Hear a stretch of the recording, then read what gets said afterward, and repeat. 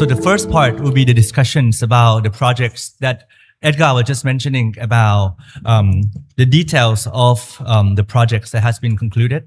We have an honor of welcoming Associate Professors Kai Ostwald, HSBC Chair in Asian Research at the University of British Columbia. I hope that Kai, you won't be too much of the jet lag for today after flying all the way from Canada. Please allow me to introduce Kai for a little bit. So Professor Kai Ostwald is a HSBC Chair in Asian Research and also the Associate Professors at the University of British Columbia with a joint appointment in the School of Public Policy and Global Affairs and also the Department of Political Science. He also served as Director of UBC Institutes of Asian Research and Associate Editor at Pacific Affairs. His research focuses on domestic institutions, identity politics, and also governance in Southeast Asia, including Myanmar as well. And their interaction is also involving, Indo-Pacific order, Canada engagement with the regions. And also I come to know Kai as someone that worked also in the policy circle within Canada as well. And he also regularly engaged with the governments, international organization, and think tank, trying to bridge research and also policy and hold several regional fellowship and participate actively in track 1.5 and track 2 policy dialogues. So without any further ado, Kai, I will now yield the floor for you. You have up to 1 hour for the first part of the discussions for today. So a big round of applause to welcome Professor Kai Ostwald.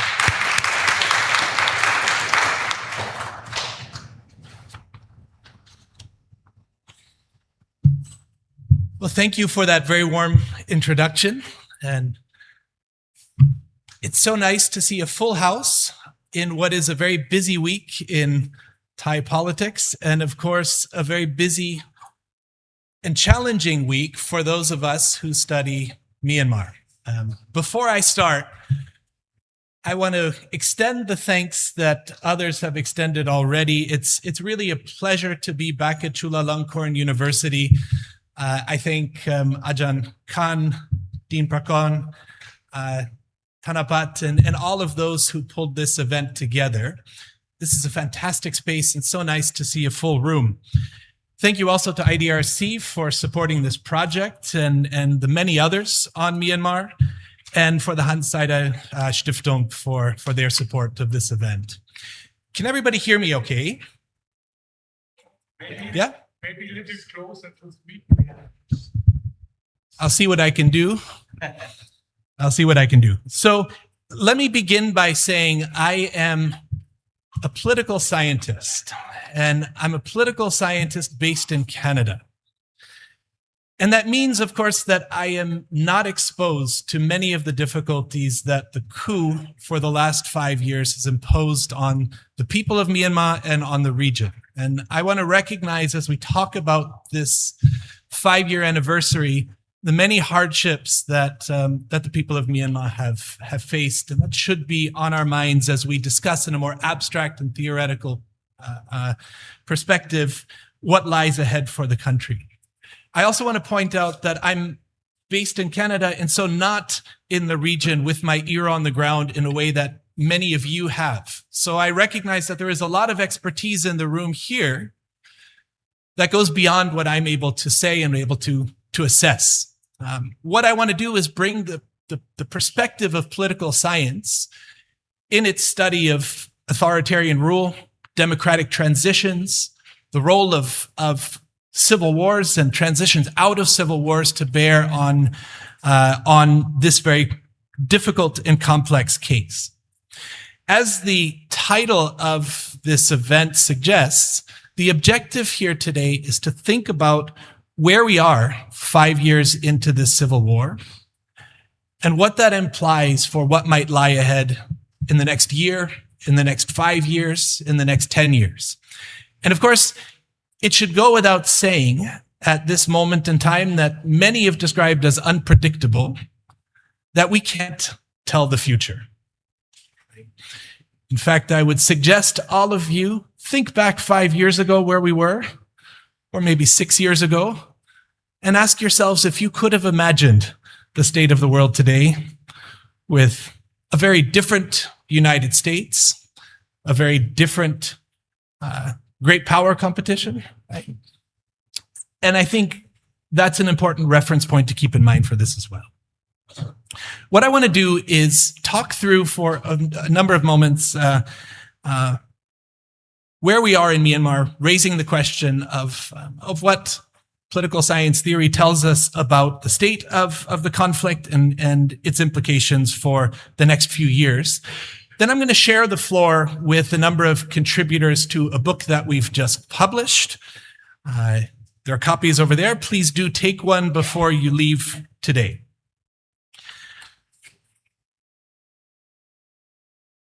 In this room and in this region, we don't need much of a reminder about how we got to where we are, but I think we'll speak really briefly about that nonetheless.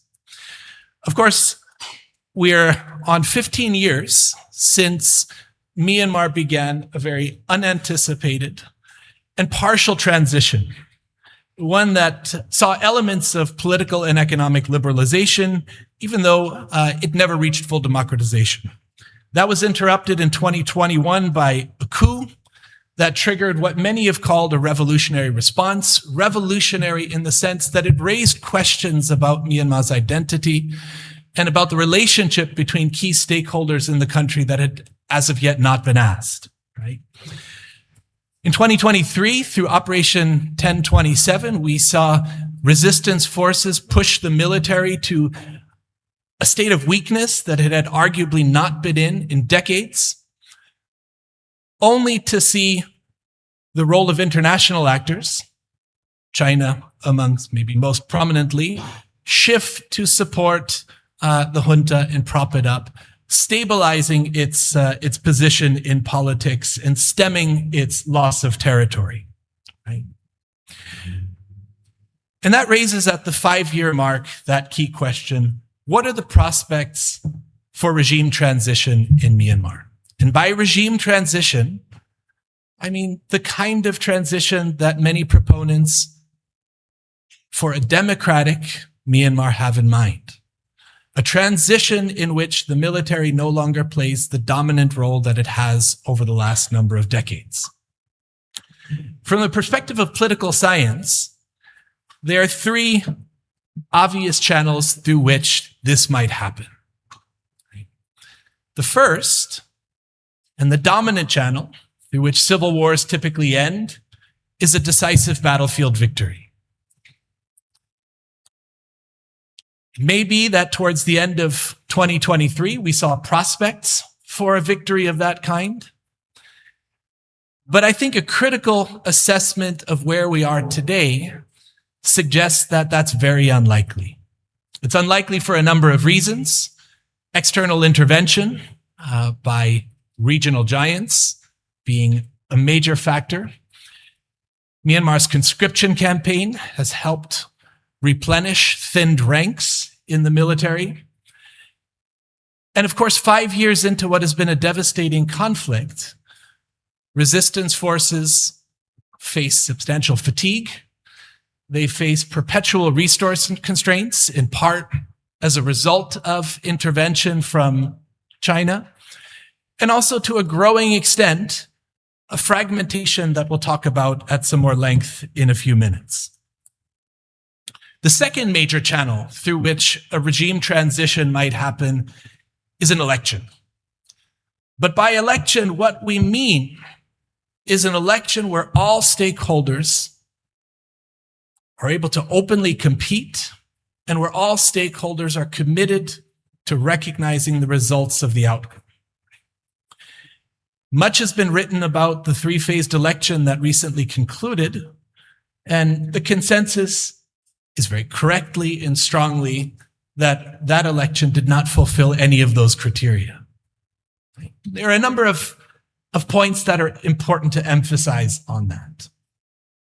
The first is that by no means were all eligible to participate in the election.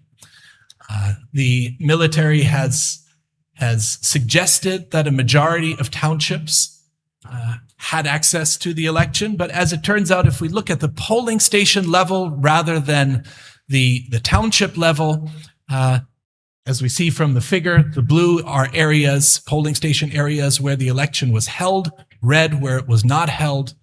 Most of Myanmar was still excluded from the elections.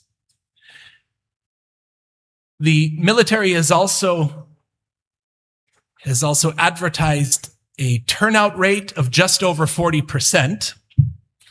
There are good reasons to doubt the veracity of that turnout rate. There are concerns raised about early voting.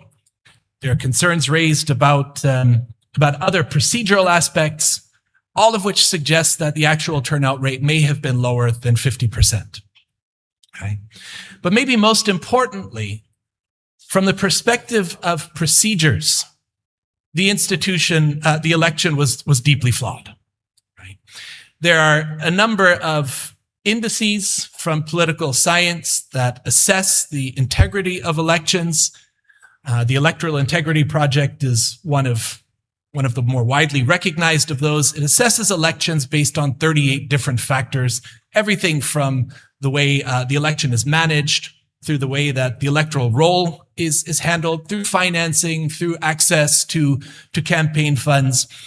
And what we see is that even in a region where the quality of elections is sometimes criticized, the election in Myanmar is qualitatively and categorically different. It's an outlier in that it meets almost none of the criteria that are widely recognized as important for the legitimacy of an election. Right? And we see that here in red, the Myanmar election on that index relative to others in the region. The result of this is that regardless of what the announced outcome is, as a mechanism, the elections didn't have the capacity to confer legitimacy onto the declared winner. We can't rule out the possibility, of course, that the elections have second or third order effects. In other words, that the election changes the political landscape, which in turn has other effects further down the road. But of course, that's a complex chain filled with a lot of uncertainty and a lot of and impossible to predict. In short, the elections also are not a pathway towards regime transition. That brings the final major pathway to comprehensive regime transition, and that is a regime collapse. Across political science and across different intelligence institutions, ministries of foreign affairs, there are frequently exercises conducted to assess the stability of regimes. And they typically run on assessments of pillars of stability, focusing on elements of a regime, attributes of a regime that are necessary for its survival. Right? This is a really interesting exercise in Myanmar. We can highlight 6 of these pillars, starting with economic health. Economic health provides strong legitimacy to a regime. In the case of Myanmar, of course, the state of the economy is extraordinarily weak. The trajectory has been decreasing. By some estimates, nearly half of the population now lives under the poverty line. Output remains lower than in 2019, making Myanmar the only country not to have recovered from the pre-pandemic levels. We've also seen the alarming rise of the conflict economy that all of you here, of course, are familiar with, from scan centers to illicit drug flows and production, which have also crowded out legitimate economic activity. Right? In short, economic health is very wobbly as a pillar of stability for the regime. The next is legitimacy. Regimes require a degree of legitimacy in order to be stable, partially as a function of economic failure, partially as a function of the violence.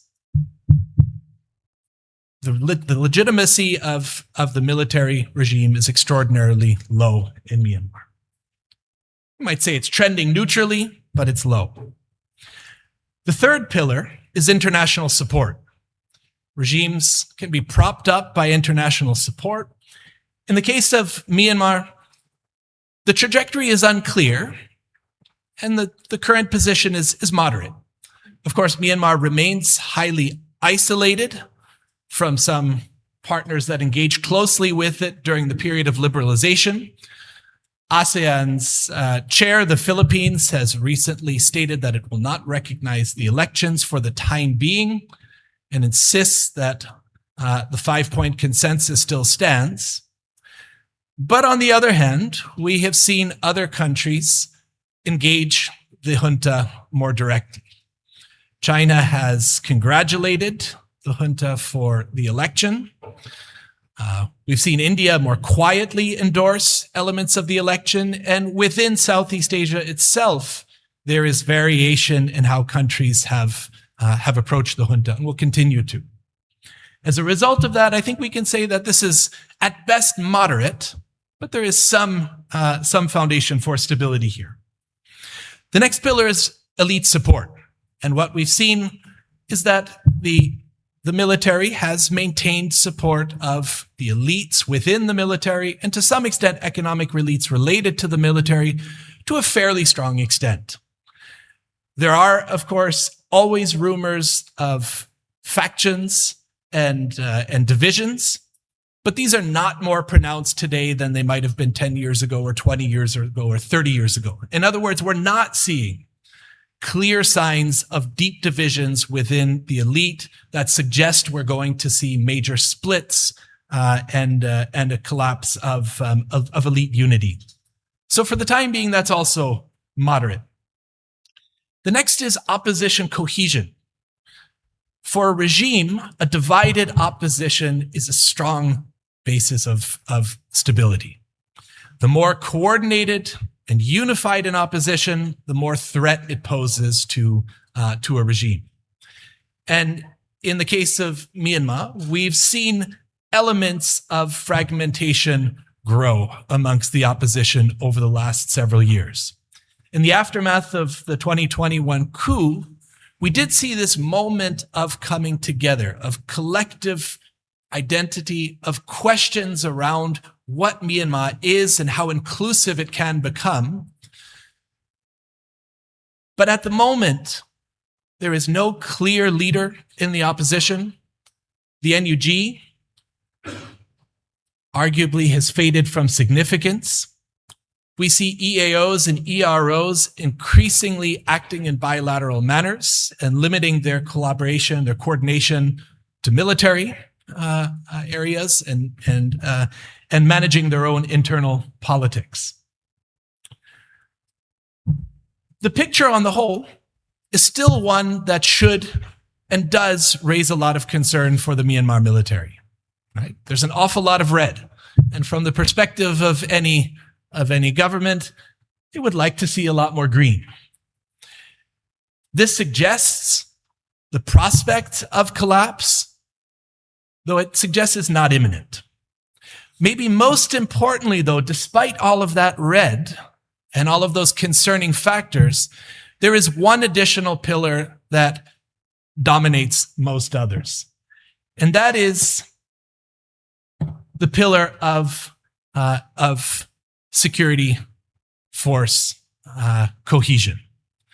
And what we've seen in the case of Myanmar is that the security services have maintained their coercion their loyalty to a large extent. And when we look beyond the region, regimes that are on a shaky foundation otherwise have the capacity to survive over long periods of time, provided that they have a coherent and loyal security service that's willing to use extreme levels of violence against its own population. In the case of Syria, as an example, under Assad, the regime lasted 13 years, despite losing substantial territory, despite economic collapse, despite essentially no legitimacy amongst large parts of the population, because of the willingness of the security services to use brutal coercion, including chemical weapons, mass killings, leading to over 250,000 deaths amongst the civilian population, in order to maintain its stability. The Assad regime only collapsed when Iran and Russia stopped providing military support. Right? In the case of Zimbabwe, for 37 years, despite economic collapse, hyperinflation, the absence of legitimacy, the Mugabe regime maintained stability due to largely rewarding the security services and ensuring that they suppressed any and all dissent against the regime. That ended only when Mugabe's health began to fail and he tried to transition to his wife, leading to elite splits. Of course, in the case of North Korea, we have over half a century of regime stability, despite poor economic conditions and a number of other factors. The point being that in a country in which the security services are loyal to the regime and are willing to use violence to suppress dissent, even in the absence of other pillars of regime stability, a regime can survive over a long period of time. And in the case of Myanmar, we've seen those key factors present.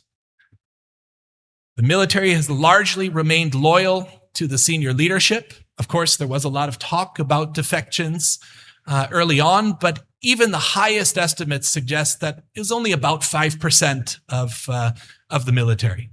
Most of those happened in 2021 and have tailed off quite dramatically since then. So from that perspective, there's little to give hope that the military loyalty itself is in question. And of course, the military has demonstrated time and again a willingness to use extreme violence against the people of Myanmar.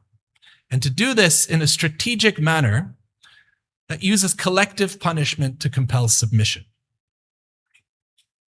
What we can conclude is that so long as the military is able to sustain that coercion, the prospects of the collapse of the security apparatus are also quite slim. So when we step back and we assess all of these pillars of regime stability, we also reach the conclusion that the likelihood of regime collapse is quite small. Anything is possible, and regime collapse is inherently unpredictable. We have a number of examples of that from Asia over just the last year or two. But insofar as our job is to predict probabilities, there is nothing that suggests from the perspective of political science and the broader universe of cases that this is imminent. Right? So that raises the question, if a comprehensive regime transition is unlikely, then where are we going to be and what does that mean for the medium term? And what I suggest is that we should anticipate what many have called fragmentation to sustain for the foreseeable future. And by fragmentation, we mean a number of things. Fragmentation of territory is one key component, where different actors are going to maintain control over different territories. Most obviously, the Myanmar military and its aligned civilian regime in the center of the country, and various EROs and EAOs around the periphery, with other areas remaining contested. But there's a second important dimension to fragmented control, and that is that we should anticipate that the Myanmar state remains fundamentally weak. And that also suggests eroded sovereignty, with growing space for external actors to impose their interests on the country itself. Right? What we see in the periphery of the country is also the growth of parallel systems of governance, right? What some have called statelets, in which ethnic groups are increasingly institutionalizing governance mechanisms and the provision of services to their own populations, building essentially parallel states. Right? Within that fragmented picture, though, we can still imagine a number of different outcomes over the next 5 to 10 years. And what I would suggest is that two key dynamics are really important to determining which of those outcomes we end up in. The first is the degree of center and periphery coordination. If, in fact, we end up with a weak center state and a number of statelets around the periphery, then we need to know to what extent are these parallel government units working with one another. Even in the most decentralized systems, a degree of center-periphery coordination is essential for things like macroeconomic stability, for infrastructure, for public health, for all manner of foreign affairs-related issues, right? And of course, we can imagine quite a bit of variation there. There is a real limit to it in that so long as there is a military government or a military-influenced government, the decades of conflict, of center-periphery tensions, means that there is a trust deficit that will prevent extensive center-periphery coordination. But we can also imagine the full absence of it. If the military continues to dictate politics, if we see the resurgence of Bamar nationalism within the military, we can imagine that many of these peripheral actors simply refuse to recognize the center state at all, and through that prevent any form of center-periphery coordination at all. The second important dimension is subnational institutionalization, by which I mean the extent to which these emerging forms of self-governance institutionalize forms of good governance and public service provision. In the best case scenario, we can imagine that we get essentially mini statelets that effectively manage the needs of the local populations, manage the economy in a way that limits the influence of the conflict economy. But we can also imagine that many of these subnational areas fall under the control of local warlords, whose interest is primarily in generating profits from the war economy, from the conflict economy. If we put those two factors together, somehow I am missing the names in the windows on this version of the slides. I'll just talk you through it. In the top left, if we have a high degree of subnational institutionalization and some form of center-periphery coordination, we can imagine ending up with a form of highly decentralized federalism. I think this is what many actors in the country have in mind when they talk about bottom-up federalism. Subnational actors in the ethnic areas that maintain a high degree of autonomy, but that remain part of the broader state of Myanmar on things like macroeconomic stability, international relations, and the like. Right? If we have a high degree of subnational institutionalization, but non-existent center-periphery coordination, we end up with a wide range of actors, all competing for different interests in a highly uncoordinated manner. That has all sorts of negative implications for rebuilding of infrastructure, for managing the conflict economy, for managing conflict more broadly. That's not a good state. In the upper right, if we have a reasonable degree of center-periphery coordination, but low subnational institutionalization, we end up with crony federalism. Subnational units run by warlords that feed off of a conflict economy. Right? The bottom right is also not impossible. If we have both low subnational institutionalization and no center-periphery coordination, we begin to move towards the territory of a failed state, which of course has major implications for Myanmar and major implications for the rest of the region. Of course, neighboring countries like Thailand, like China, like India don't want to see that outcome, but once you begin to move in that direction, it can be very difficult to stop the trajectory. Right? What determines how likely we are to end up in one of those four quadrants? If we see the military continue to assert its role in national politics, if we begin to see the resurgence of Bamar nationalism within the Tatmadaw, it becomes much more likely that the subnational units, the periphery, simply refuses to recognize and work with the center at all. So we move towards low center-periphery coordination. Right? On the subnational institutionalization, if we see the emergence of these subnational parallel governments without adequate support from the region, from other stakeholders, to provide both resources for building institutions, but also the know-how, the kind of capacity support that we saw during the decade of liberalization, then we also can't expect the subnational units to magically institutionalize on their own.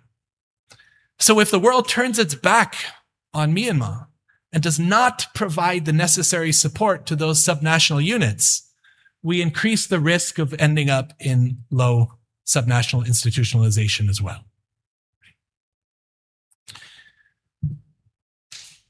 With that rather bleak picture, I want to turn to the project that we've been working on for the better part of 2 years.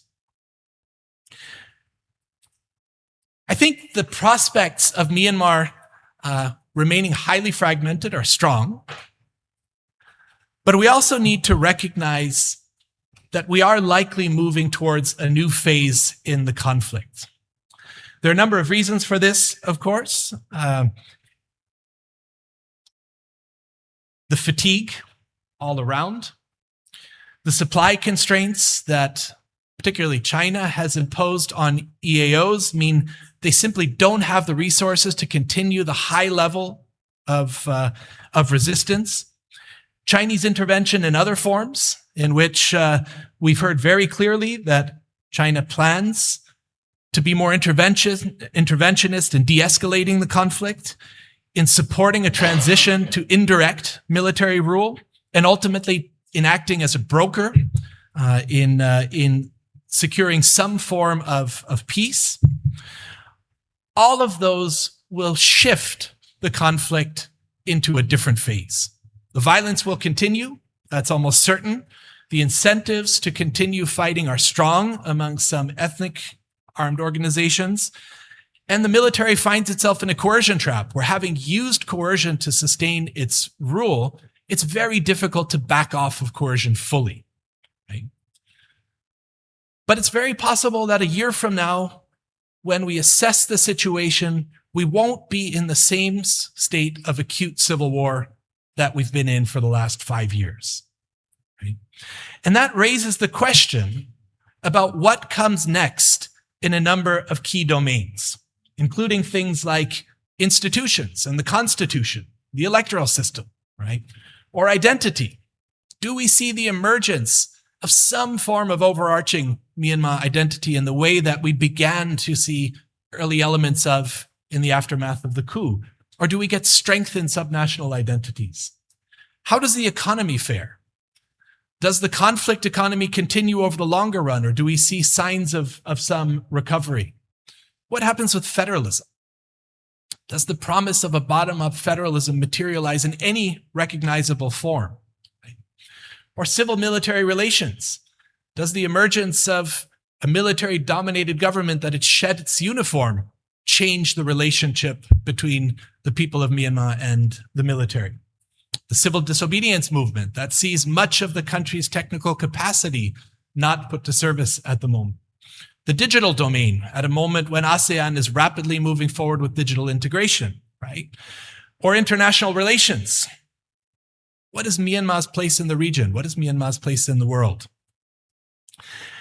To help us answer those, a team of extraordinarily strong, young, emerging scholars and leaders from Myanmar has put together analyses of each one of these domain areas. That's what makes up the book. Again, please take a copy before you leave, or scan that if you've got a very strong zoom on your camera.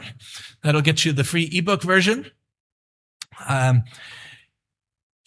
The project assesses the prospects, the potential scenarios in the medium term in each one of these domain areas, assuming that we do get at some point to a new phase in the conflict. All right. I've been on the stage for quite a while, and I want to share the stage with three of the contributors to this book. Each one of them will speak for about 5 minutes to give an overview of what these different chapters look like. If we've got a bit of time at the end, we'll take a couple of questions before we move on to the second session in this event today. I'll introduce the three speakers before I invite them up, and then we'll go all three in a row. The first is Sumyat Yadanartain, who is a researcher at Chiang Mai University School of Public Policy. She writes on the civil disobedience movement.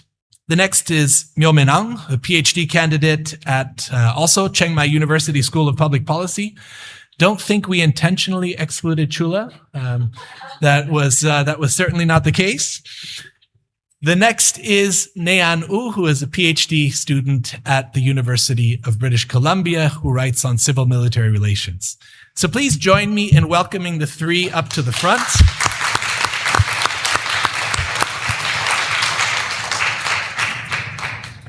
And they'll speak for 5 minutes each.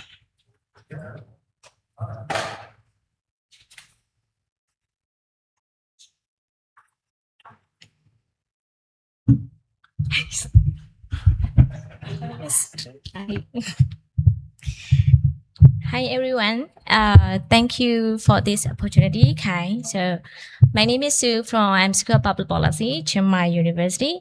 So today I would like to tell you why I bring this CDM into this conversation. So when we talk about the Myanmar political future, the civil disobedience movement is often overlooked. Even though it has been the absolute backbone of the Spring Revolution, and usually the mainstream narratives on the visible drama, like political prisoner release, the Honda sham elections, or the guy with the guns. So on the front line, right? So yeah, so beneath that, there is a massive force shaping the government in liberated area that we need to acknowledge. So I believe that many of you, maybe all of you know about the CDM, but for those who might not know the full scope, what is CDM and what is matter. So let me explain briefly. So CDM emerged immediately after the military coup. It was not just a strike. It was the mass refusal, and tens of thousands of civil servants, including the doctor, teacher, engineers, administrator, and cleaner, walk out. While we don't have an official data, reports suggest that at its peak, 70% of civil servants participated in this non-violence movement. Even though some were forced back by the economic necessity and security reasons, a core 30% remain committed. But CDM did more than just disrupt the junta administrative machinery. It's fundamentally reshaped Myanmar's political culture. It transformed ordinary bureaucrats into the frontline political actors. They fork a collective identity. They are not just like former employees. They are CDMers, born together by shared vision of a democratic future. So on the other hand, of course, military did not see this as a protest. They saw it as betrayal. So internally, the military called them DCS, disloyal civil servant who betray the country and who absent to provide the public services. So in other words, they were accused of abandoning the country. So this framing was used to justify the brutal repression, such as the detentions, blacklists, and seizing properties. So today, these family members live in constant fear. They are effectively becoming a new social class nowadays, so treated like second-class citizens in their own country. So given the political landscape, it is okay to show that. Okay, I just speak, right? So, sorry, it's power. Can I move that slides? Yeah.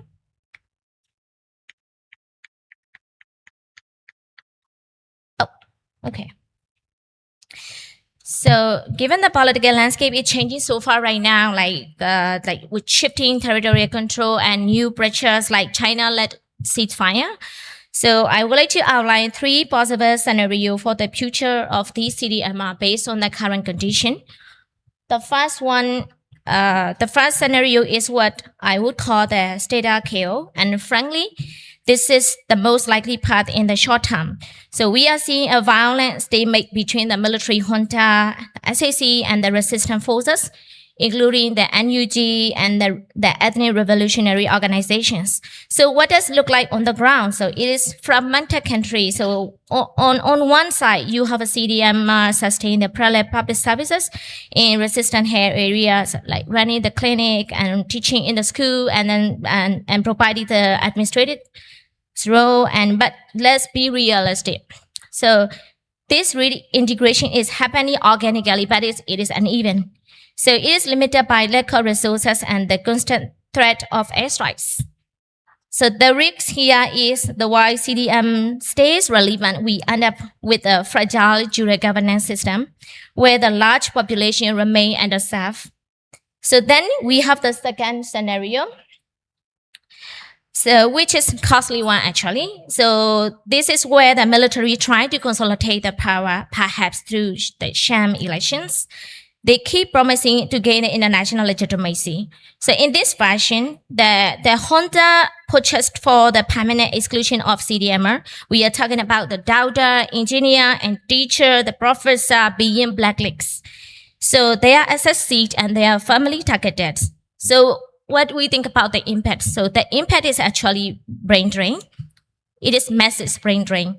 So it is not just about the individual losing the job. It represents a hollowing out of Myanmar human capital. It prepares the country's future governance before it even starts. So finally, we have that scenario. It's like full reintegration. While this might seem the least likely right now, it holds the most transformative potential. This version of Federal Democratic Union. So whether it's come through the regime collapse or political dialogue, the idea is that CDM form the foundation of a new reconstituted civil service. So please remember that these people are the technical backbone of the nation. So reintegrating them doesn't just restore the services. It rebuilds the public trust. It embeds the moral legitimacy back into the state institution, which is exactly what is needed for true post-conflict recovery. So I would like to end with this. As a political actors came to the table to discuss Myanmar future, the question of the CDM cannot be treated as secondary. Any credible political settlement must include a clear package for their recognition, reintegration, and protection. So because automatically, CDM is not just about the resistance, it is about re-emerging a governance system based on conscience, integrity, and hope. And I hope that hope carried by thousands of CDM families is what will shape the future of a free and democratic Myanmar. Thank you. So I would like to pass the microphone to Myumi. Yes. Thank you very much. I will try to brief the digital history and digital futures in this valuable 5 minutes. So,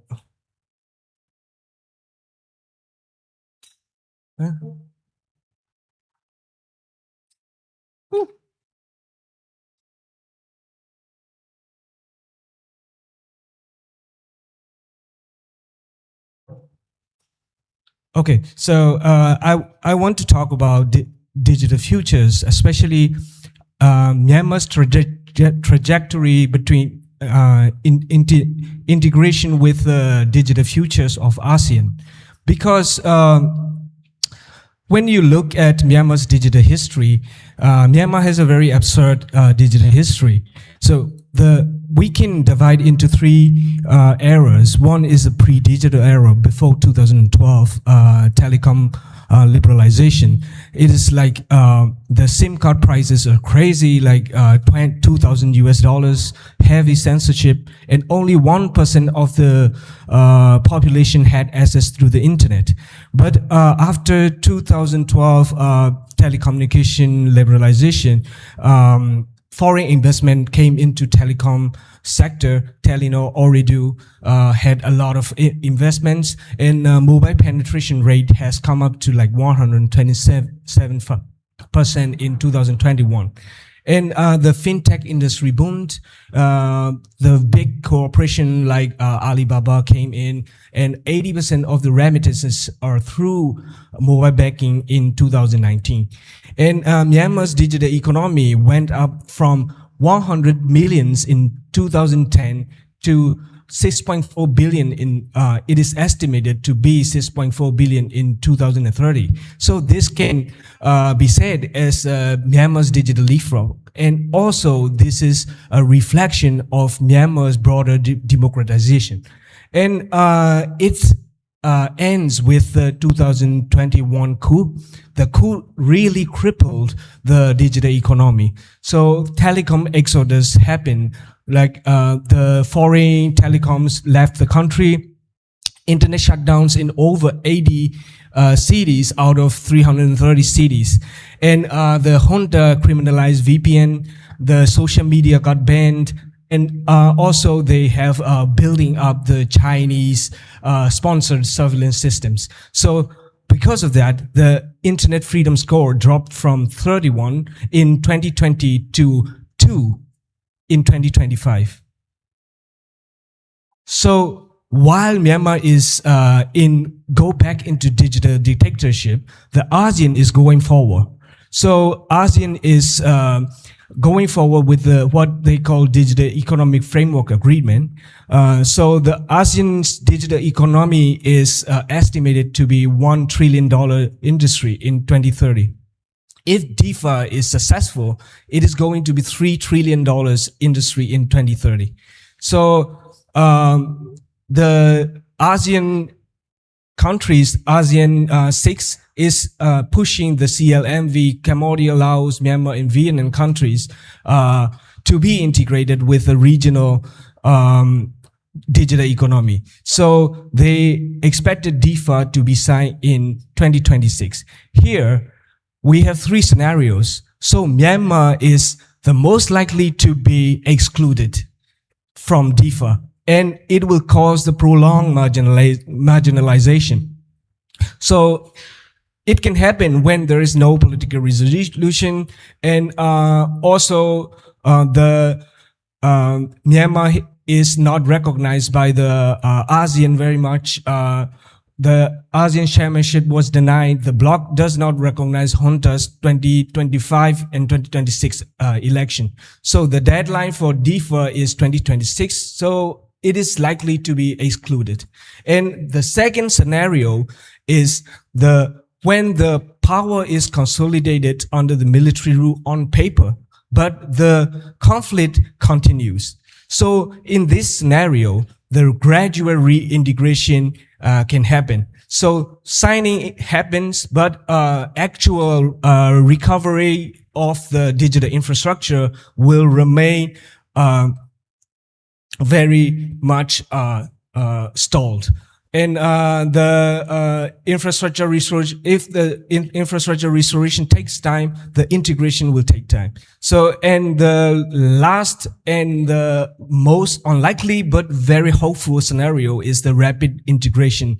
So the ceasefire happened, like Professor Kai mentioned, like with a good coordination between center and periphery.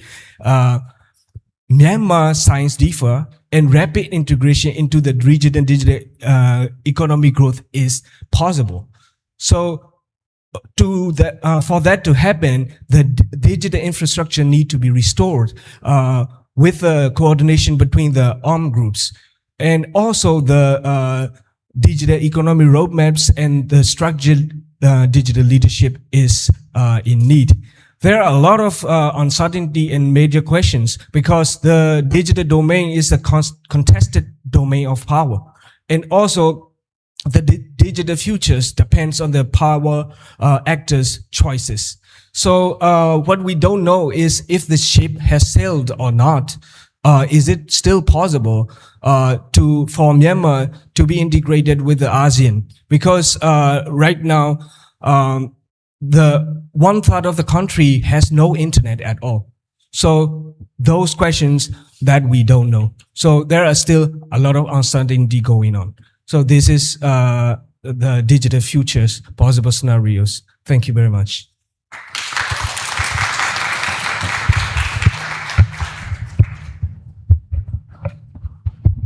Hello, thank you. My presentation is the last one in the first, the last agenda in the first presentation. I'd like to thank Kind, Bradley, and Sumya. Do you know why? Because I got only 60 seconds to give my presentation. Literally 16 seconds. So I will give you the TikTok style presentation. All right, let's go.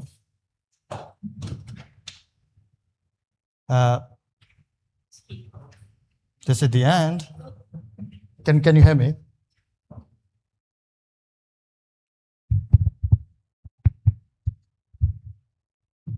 All right. Very short presentation about the civil-military relation. What is a civil-military relation? Simple definition: the relation between civilian and armed forces. That's definition a little bit complicated in Myanmar, but that's okay. I don't have time. So I will do my analysis in two levels, national level and the sub-national level. In national level, this is the possible scenario for the medium term. The most likely scenario is the military-led politics. You will see Myanmar Tamil as the dominant players in the security, in the politics. They will set the stage. They will manage the politics. The other players are stay important, but they are not that dominant player. That's the most likely scenario for now. And second one is the fragmented power. Just look at the presentation. You will see that the size of the military getting smaller, and then the resistance for their size are getting stronger. Kind of like a stalemate. Military still control the urban area, but the rural and other parts of the area will be dominated by the resistance force. So that's the national level analysis. Sub-national level analysis, you can see the three patterns. We have a dark sense or ethnic armed groups in Myanmar, right? But some groups, they are staying under the civilian control. For example, the KNU, KNDF, and NUGPDF, they respect the civilian authority. They follow the civilian orders. But on the other hand, you have a kind of like a arms leader, the dominant. They don't really listen to the civilian authority, which is not good. They have their own autonomy, and they do their own things, like some BDF and some LDF. And then in the middle, who is the boss? Who is in charge? We don't really know. The line between civilian authority and then military authority is blah. So some organization like AA and BBLA, these are in that scenario. All right, that's it for my TikTok style presentation. Thank you very much.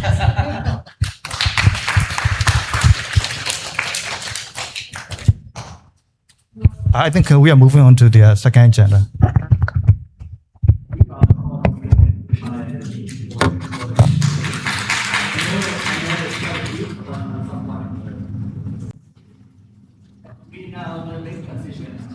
Next part of the event today, where we're going to have a discussions specifically focusing on Myanmar, and then I'm really happy that we still have full house. So may I invite our speakers who are in the room with us, and then there are two other speakers who are going to be joining us online. I think both of them are already here as well.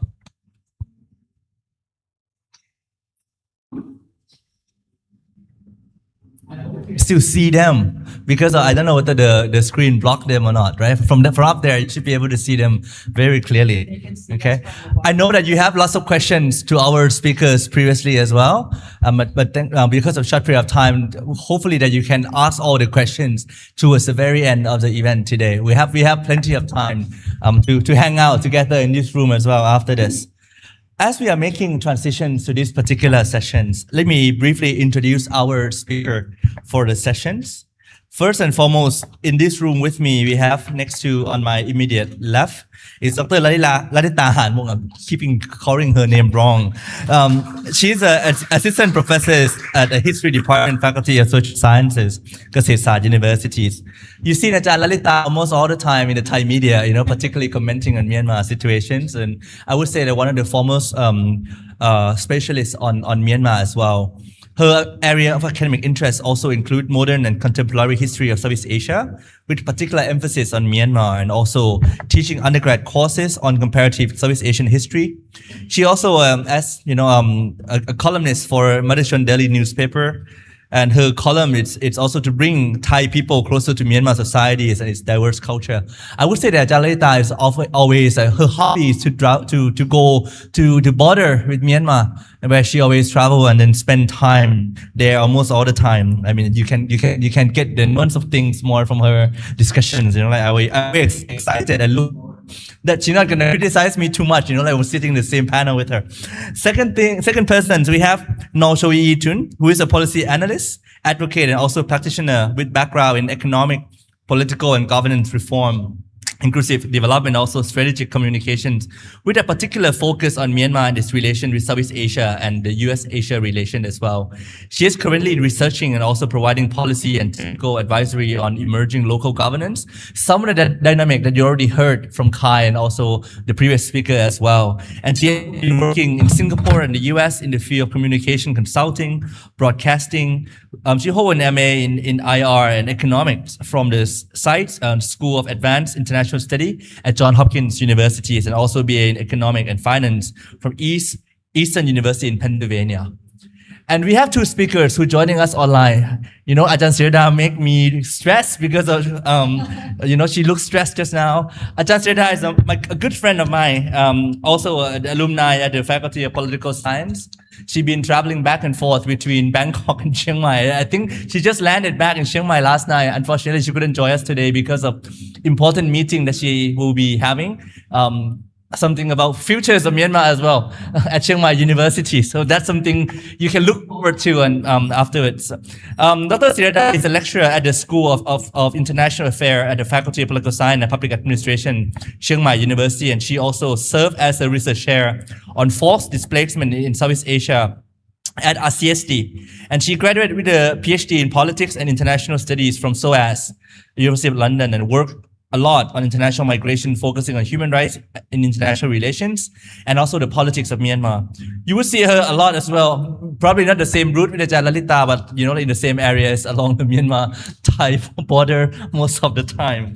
And last but not least, the only gentleman on this panel, Yanta Molin, who is a co-founder of the Catalyst Economics, providing actionable insights on Myanmar political economy and informing strategies to drive sustainable development. He is also the principal of Anagat initiatives, through which he works on dialogue convening and facilitation efforts, supporting policy development, and also collaborating through future thinking. And he has more than 15 years of experience in interdisciplinary experience in government affairs, public policies, political risk assessment, and so on. Yanta has previously also ran the Myanmar practice of an ASEAN-focused government affairs firm, where he advised multinational company. So, and I have to read one more thing. Sorry, this is what my team highlighted. That Yanta is also the Eisenhower Fellow and Asia 21st Next Generation Fellow, and also a graduate of the Carleton College. So without any further ado, I will now give the floor to our speaker. The way we're going to be doing this particular panel is that this is what we're going to do. So I already asked them to prepare some questions. But they already informed me that they might not follow my scripts. They might not follow the question that I guided them. So it's up to them what they will be presented to you. But I think that one of the key questions that we've been posting to all speakers is related to the previous discussion on how would they conceptualize futures of Myanmar? And I like the term future with S that Kai put in the front page of the book because of it could be multiple scenarios that we're going to see. And, I want to make it very relaxed to all of you as we are discussing. The order of the presentation, I will start from Yanta, go to Moshi, and then go to Ajahn Lalita, and then Ajahn Seidel, you'll be the last person. But because she has to leave first, so you get to ask her question first in that regards. So, each one of them will have 20 to 25 minutes for the first round. Now after that, we'll come back to 5 to 10 minutes for the interactive sessions that they can engage with each other. So the first, Yanta, the focus on the situation of Myanmar, and you listen to the presentations just now about, I think 3 things that Khan said. And I think it's quite interesting. Number one is that he mentioned the term state-led. I like that term a lot. Second thing, it's a scenario of fragmentation. And also we talk about medium term. He talked about medium term, but now we focus on 2026. How is the ongoing situation in Myanmar right now? Do the so-called recent elections that we've seen and many analysts refer to as a sham, does it change anything substantially? And how our legitimacy and authority are being constructed in the context of the present day Myanmar? Maybe you can also delve into some geopolitical dynamic as well. Yanta, 20 to 25 minutes. Time is yours. Please. Thank you so much, Gan. And thank you to CMU and the Nelson Mandela Center for allowing us to take part. I apologize if there's anything. I'm down with a very bad cold, so please let me know if there are any issues with my voice. To your excellent starting questions, Gan. Let's start with first where we are today, right? After 5 years of the coup and the emergent uprising that we've seen very rapidly develop in this period, today the Myanmar you see is one that is mired in conflict with a flailing economy and a breakdown of the social fabric across multiple dimensions.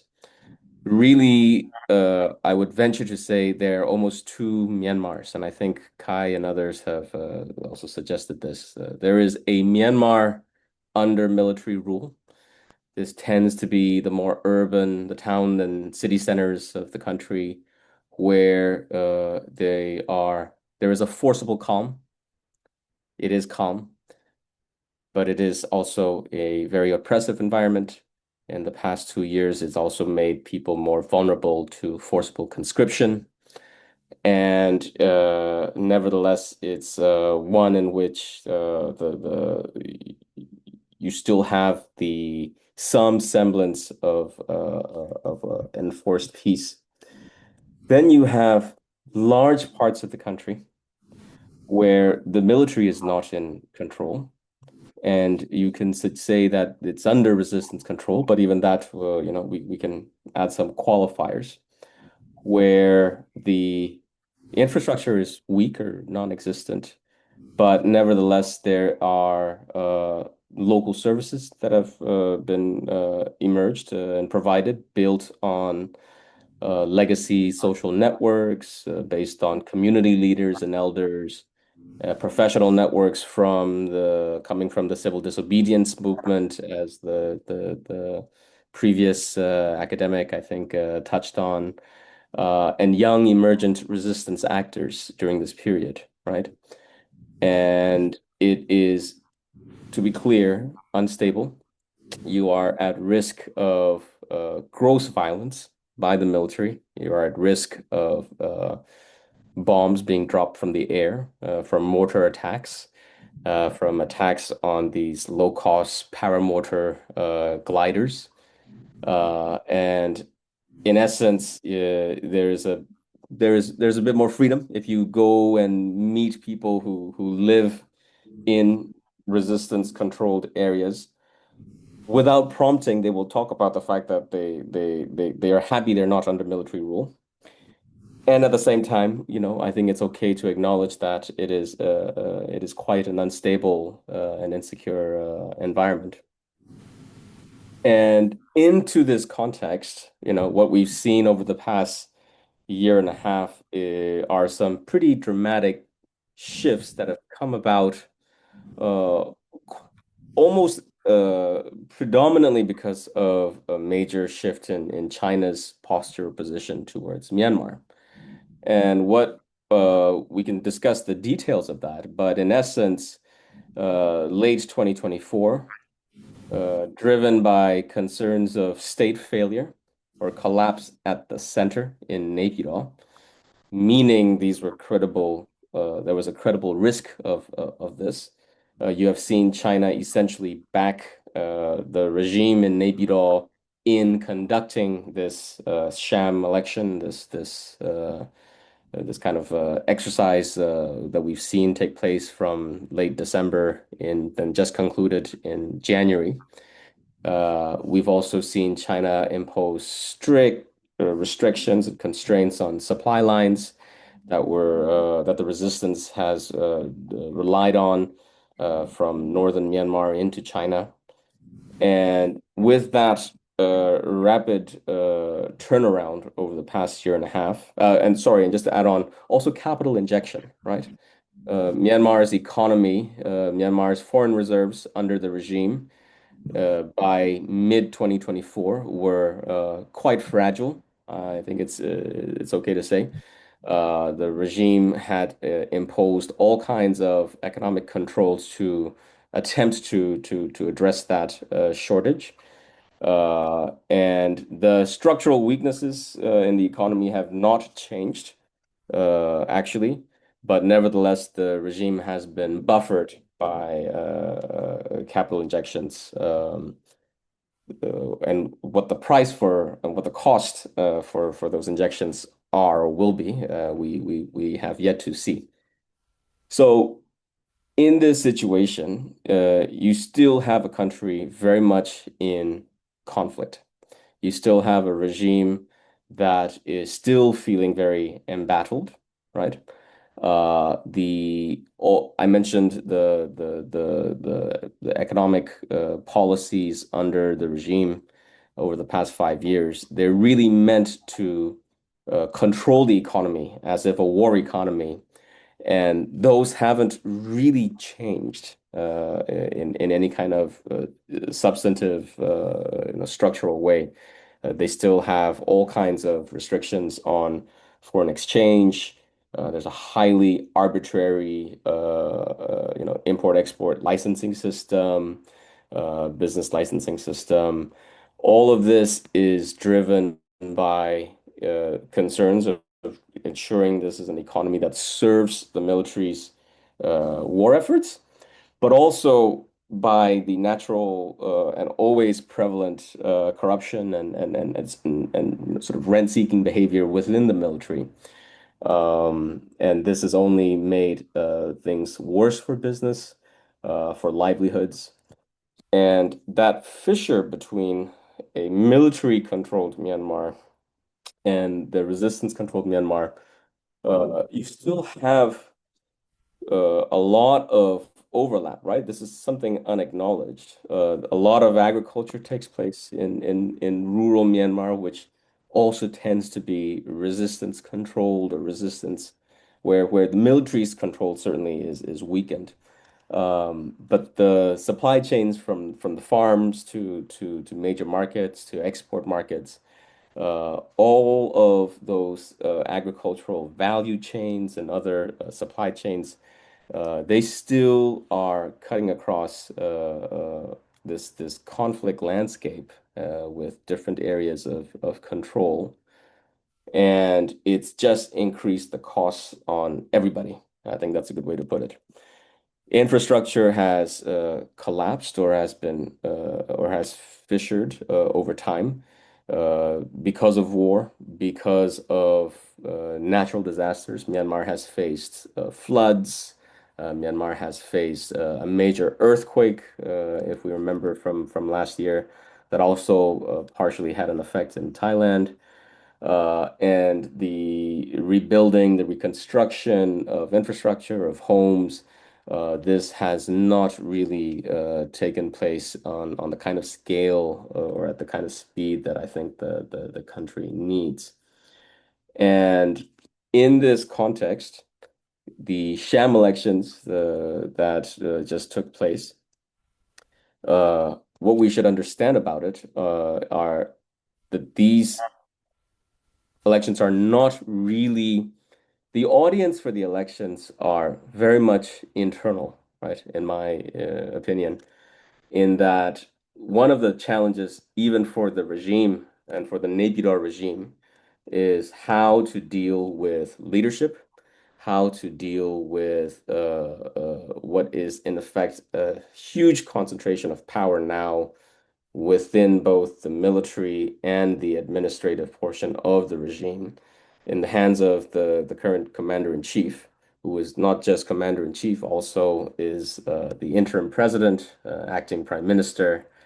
And also beyond that, I would say is I think this is the most insecure, quite leadership that the military has seen at that level in the military's history. And over the past 2 years at least, there have always been, I think, pushes for some change. And this is partly about, these sham elections are about addressing that internal needs. I count within this concept of internal the regime's current closest allies, right?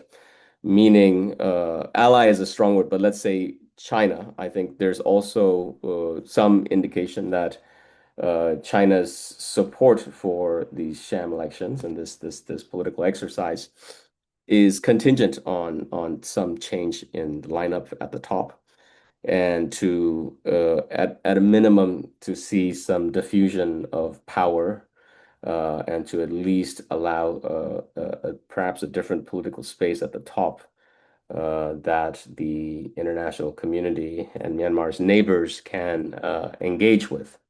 So when we talk about how to think about the sham elections, inside the country, more about 20% of the country was not, geographically speaking, constituency-wise, was not included. There were no elections that took place.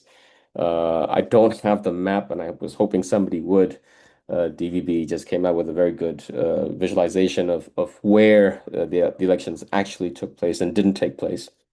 More importantly, even by the regime's own count, probably 51% of the country only took part in this exercise.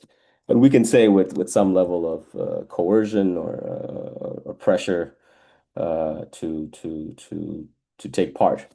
And the results are to be expected. You have the USDP, which is the military-aligned party, made up primarily of former military officers, generals, having won the majority of seats in the parliament.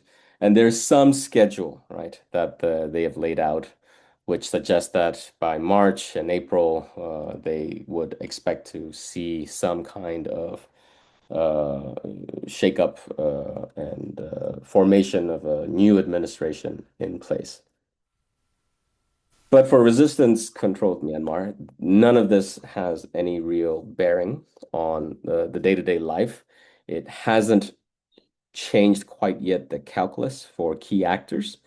It's made things a bit tougher, to be clear, in terms of having to push back sometimes against this international narrative that perhaps through the sham elections, some kind of what Kai said earlier, second order or third order series of changes could perhaps come about.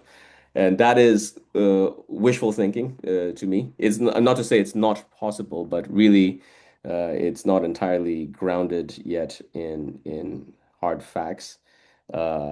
I'm not so sure there's enough evidence at the table to suggest that the commander-in-chief is ready for that major shift.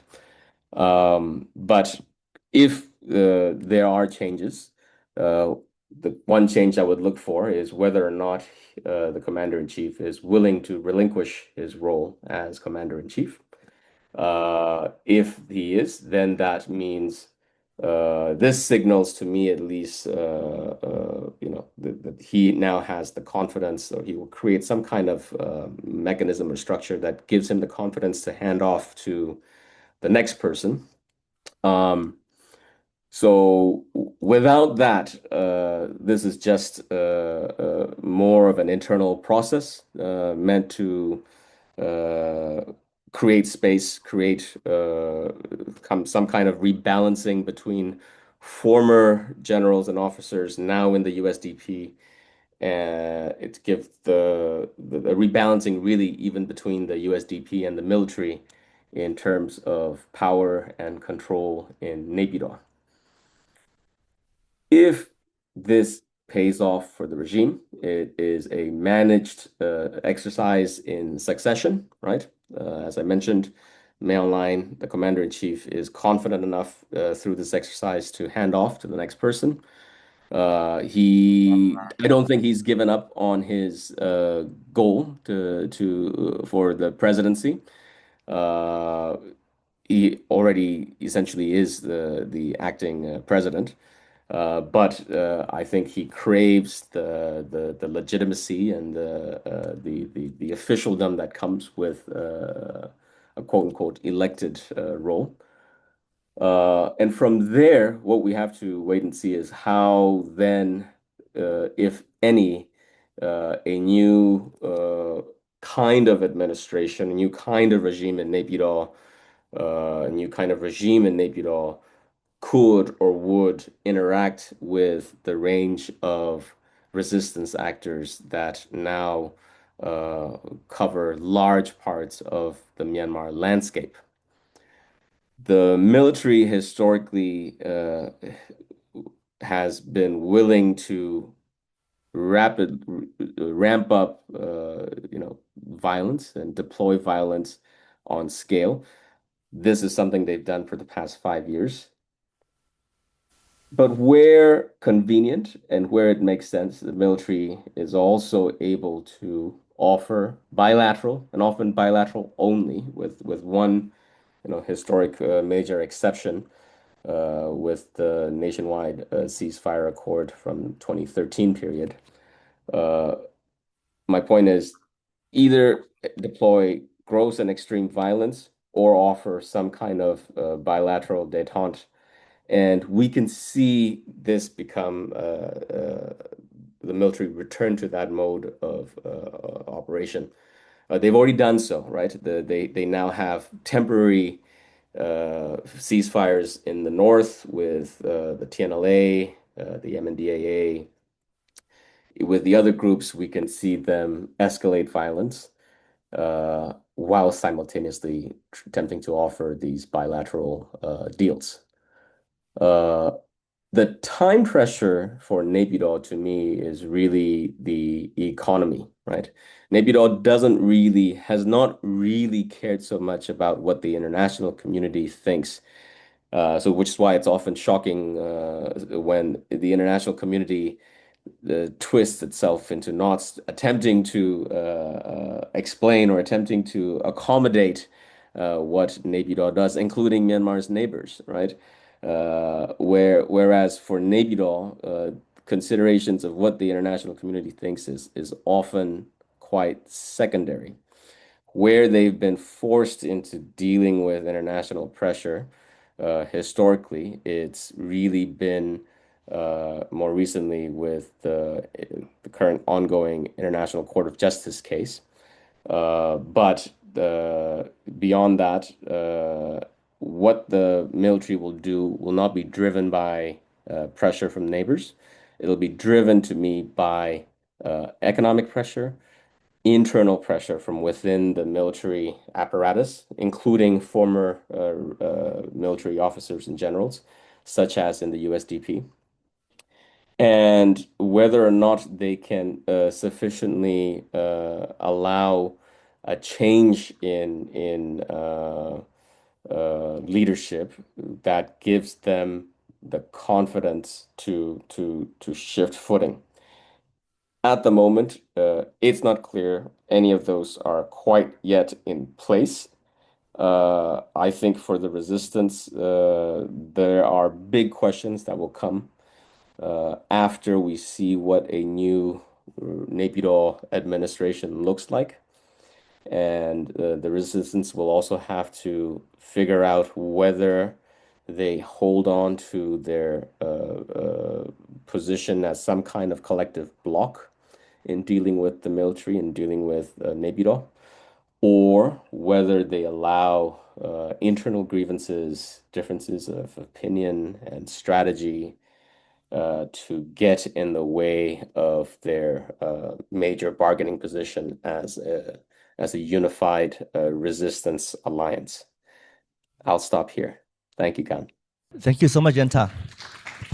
I think you tap into multiple issues that give us a broad array of what the situation has been unfolding, ranging from geopolitics all the way to civil-military relations, and tap into the previous discussions that we already had earlier prior to the panel as well. And at the same time, now go deeper into the possible scenarios. Before we go to Ajahn Sirada, I will come back to the room first, to Nor Choi Ee-jun, particularly on the questions that, like I would ask the same question as well, right? Like, what do you think, or what is your assessment of the situations on the ground in Myanmar right now? But more specifically, particularly the issue related to the ethnic regions, that if you may unpack those for us a little bit. But more importantly, this dynamic, how it's linked to the regional politics and so on. I know I'm bombarding with a lot of questions at the same time. So, I want them to go on at one round. And one more angle that may tap into your expertise also is about the resources and so on. How would that shape the dynamics of what's happening in Myanmar right now? I'll give the floor to you, please. Okay, sure. Yes, thank you very much for all the organizers. Because the world is very difficult now. There are a lot of things going on. So I very sincerely feel that, at least Myanmar is not forgotten. So I really appreciate everyone. And secondly, I'm very, very glad to be back here. So I thought about when was the last time I was here. It was 2006. So literally 2 decades ago. So when I was a graduate student, so I'm very, very glad to be here. I don't remember. I thought, I've never seen this building, this hall, but apparently it's new. Anyway, so without further ado, so I think 5 years it's a good time for us to reflect and do a reality check. So let's talk about the elephant in the room, the military. What has changed? So in my opinion, the military has always been the way they have been in terms of their persistent pursuit to hold on to power and their decade-long mission of maintaining military supremacy in the country at all costs. So I would argue that it is the very reason why the country has been trapped in nation-building crisis for decades, and that has also led to state-building failures as well. So I used to say it's only nation-building crisis, but I think, as I think more, it's also a state failure, because during the Cold War, if you look at our neighbors in Southeast Asia, I don't know about, nation building, it's probably not perfect, but at least even sometimes, our military men, sometimes in the past, I don't know whether they still point to Indonesia or not, the fact that the military has 25% reservation in the parliament, they always point to Indonesia, look at how Indonesia had transformed. But if you look at Suharto regime, all those years under military rule, if you look at the socio-economic indicators, it's going up. I know that I'm probably overgeneralizing, but in the case of Myanmar, we are going down. After the Second World War, or immediately after we gained independence, everyone thought that Myanmar and Philippines were rising star in Southeast Asia, and where we have come to, where we are. So despite the extreme oppression for decades, during a decade of opening before the coup, we thought that we could see some kind of light at the end of the tunnel, although we knew that that period is sort of like, 说也say, like in English, we would say gold-coated silverware, because the military was still enjoying unfair advantage. And the 2008 constitution. So despite all those oppression, we, the people, whether the political opposition or ERO or everyone, we give them the benefit of doubts. We still felt that they can still be part of the solution. So during that period before the coup, there were 3 reforms, so to speak, taking place simultaneously. The peace process, the economic reform, and the political reform. Even for the peace process, one of the largest ethnic armed organizations, they signed into ceasefire agreement at the expense of the public critics. And the leadership, they know that the public were, the people were very skeptical, but they went ahead. But just before the coup, the military was still enjoying a great deal of unfair advantage, and yet, they staged the coup, and unfortunately, the coup, which we all see, is not successful. And the coup and the excessive use of force to crack down peaceful protesters, like people like you, like you meaning young people. I think we have reached to a breaking point. We felt that the military can no longer be part of the solution until and unless they can compromise their firm grip on the idea of, not even the idea, the practice of military supremacy or military-dominated nation building or state building ambition. So where are we now? So, and I did read all the commentaries. I mean, not all, a lot of commentaries in light of the 5th year anniversaries, because I'm very curious to know what people think of Myanmar crisis. But I'm hoping that what I'm going to share will complement what other people have already said. I haven't seen that much. So I already said that Myanmar's problem is nation building and state building crisis. And where are we now? Of course, I'm not going to stress about all the atrocities, all the sufferings, so enough is already said about it. And I can't stress enough, but I would like to focus on the political issue. Okay, where are we now? So we are literally back to square one as a nation state. Yeah, I say that it's literally probably back to the pre-independence, or some people might like to argue that immediately after the independence time. So, Lalita is a historian, so you can know that, first of all, it was a hazed independence. I think the historian will explain better on this issue, but that was the time leaders of different ethnicities or territories of the land, I use the land because there was not a country yet. At that time, leaders of different ethnicities or territories of the land were discussing about forming a nation together, but one dominant group had hijacked it, and consequently, the new nation state called Burma started cracking soon after the independence, literally 8 months after, the Karenni revolution started, and then a few months later, Karen revolution started. So basically, if you look through the country's history, every decade, there has been proliferation of new armed groups every decade. So we thought that, in the 21st century, there will no longer be students uprising or new armed struggle, because I'm not 88 generation, I'm a little bit younger, but still, I'm getting old.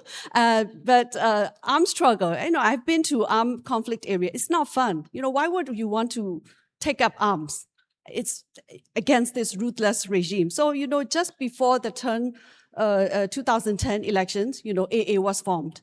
And then we thought that that was the end, After 2021 coups, so there's another wave of uprising. So I think essentially the military is the mother of all the revolutions. The military is the mother of all the armed resistance movements. So yeah, we are back to square one, but it's not really bad at all. I think in a sense, I know that it's not fun to be back to the history. And while, when you look at digital economy or why other neighboring countries or the world is moving forward, although the world is now difficult.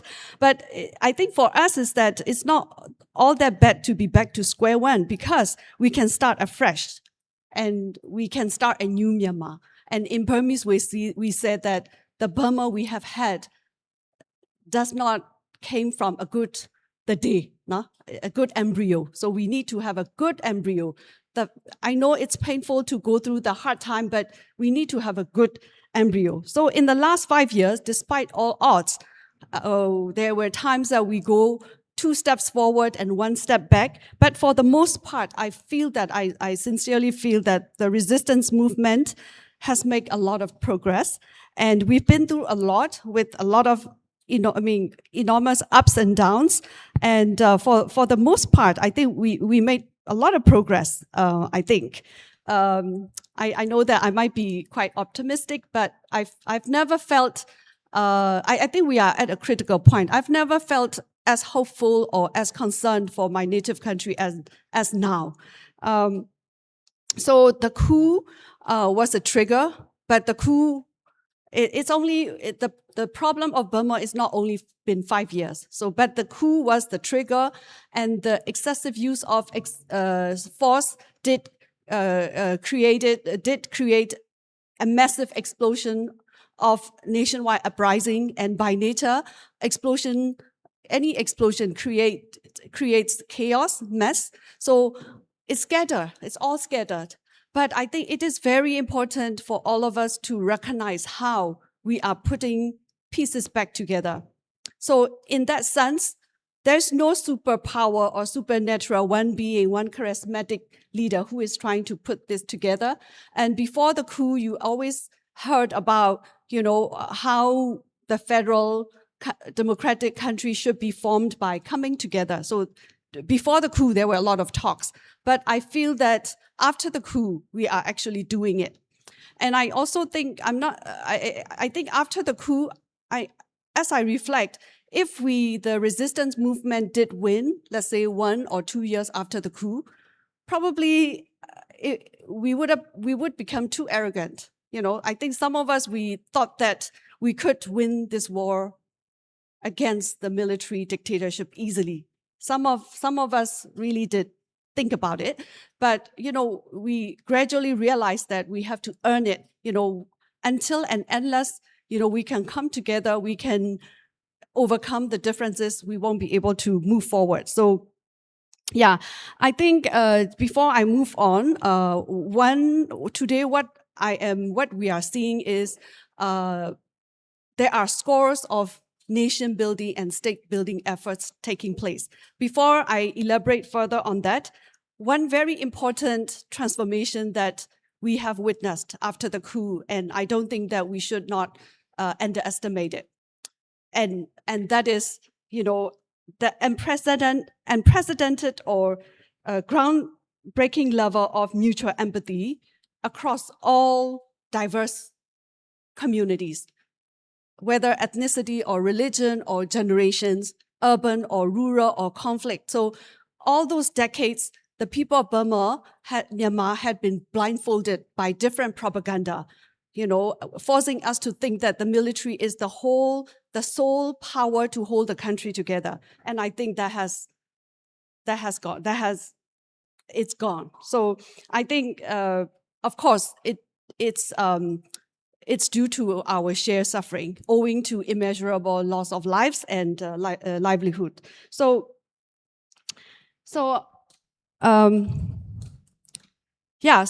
just to give you one example, like just 1 month after the coup, I still have time, right? Okay. Just 1 month after the coup, the medical members of the University of Medicine I Students' Union, which is a prestigious university in Yangon, they issued an apology statement, public statement to the people of Rohingya. So I mean, this is just one of the many examples, and I think it's a very important ingredient for diverse people of Myanmar to come to terms with a real sense of reconciliation. So I think that is very important. So what are we seeing today? So as I mentioned, I was categorized that into 2 I would put that into two categories. One is we are seeing scores of nation building and state building efforts going on. And as we, the people, continue to resist the military rule and defend our people in different parts of the country, we are also putting our efforts into nation building and state building simultaneously, not just in an abstract term, but in practice. Whether you look at the Karenni, Karen, even Sagaing and Magwe, etc. So, but they are asymmetrical. We cannot expect one-size-fits-all approach, given the unique histories, social, ethnic, and religious compositions and geopolitical realities of each area. Different processes are evolving and taking shapes in different rhythms and different forms. So despite all the variations, I think looking at how things are evolving, we can see there are three common features among all those. I think the previous speakers have used the word state-led or different things. So there are three common features. One is political coalition building among different groups in each territory or each ethnicity area. They are finding new identity. For example, Karenni. The word Karenni is becoming popular only after the coup. Actually, that's the identity that they have, even the word, they have wanted to use it, but for decades they cannot use it because the previous dictators, they used the word Gaya, for example, even the word. And so within, for example, Karenni state, if you look at Karenni state, or if you look at Karen or even Chin, of course, we have, we went through some divisions as well. So I think in each state-led area, political coalition building among different groups are taking, and they are trying to form what identity, what is their shared identity. And the second feature is it's what I would call the state building. I think the second feature is they are drafting some kind of legal document that will serve as a legal basis for the state building to ensure inclusion, representation, and contributing to legitimacy. So that's a second feature. And the third feature is the actual effort to state building, forming public offices that offer a range of public services and not just traditional services that we are always talking about, education and health, but also commercial services, law enforcement, justice provision, natural resource management, trade, anti-scam and anti-human trafficking efforts. And earlier speaker, or even when I look at the literature, when they talk about conflict economy or warlords, they always associate those terms with the peripheral areas. So I would like to I have to counter-argue that we have conflict economy right in Yangon, We have conflict economy right in Mandela. A lot of land grabbings, a lot of economic injustice. We have illicit economies right in the cities. We have warlords. I think I would consider some of the Damador leaders warlords as well. So I just want to make it clear that. So right now, with all the scores of nation building and state efforts in building, we don't have any single. I don't think at this point, no one single individual or group in Myanmar is in a position to be in charge of the whole country, and definitely the top-down coercive approach has not worked, but failed, and it will not work. So the emergence of various forms of local governing authorities in different parts of the country may be perceived as signs of disintegration. For me, I see these are crucial, necessary steps. And Myanmar is a nation of many nations, and the people have not had a chance to meaningfully participate in shaping the nation-building process. And it is perfectly fine to be in chaos. I hope it's not too long. It's asymmetrical. So I think that's a first category. The second category, and then after that, I have a comment on the role of international, but I think after this one, maybe I will stop. So the second feature is coalition building across different groups. So we are not only seeing how should I call, intra-coalition building. We are also seeing inter-coalition building efforts. And I have seen that hands-on. I'm not, I have been to the ground a lot, and I have witnessed it.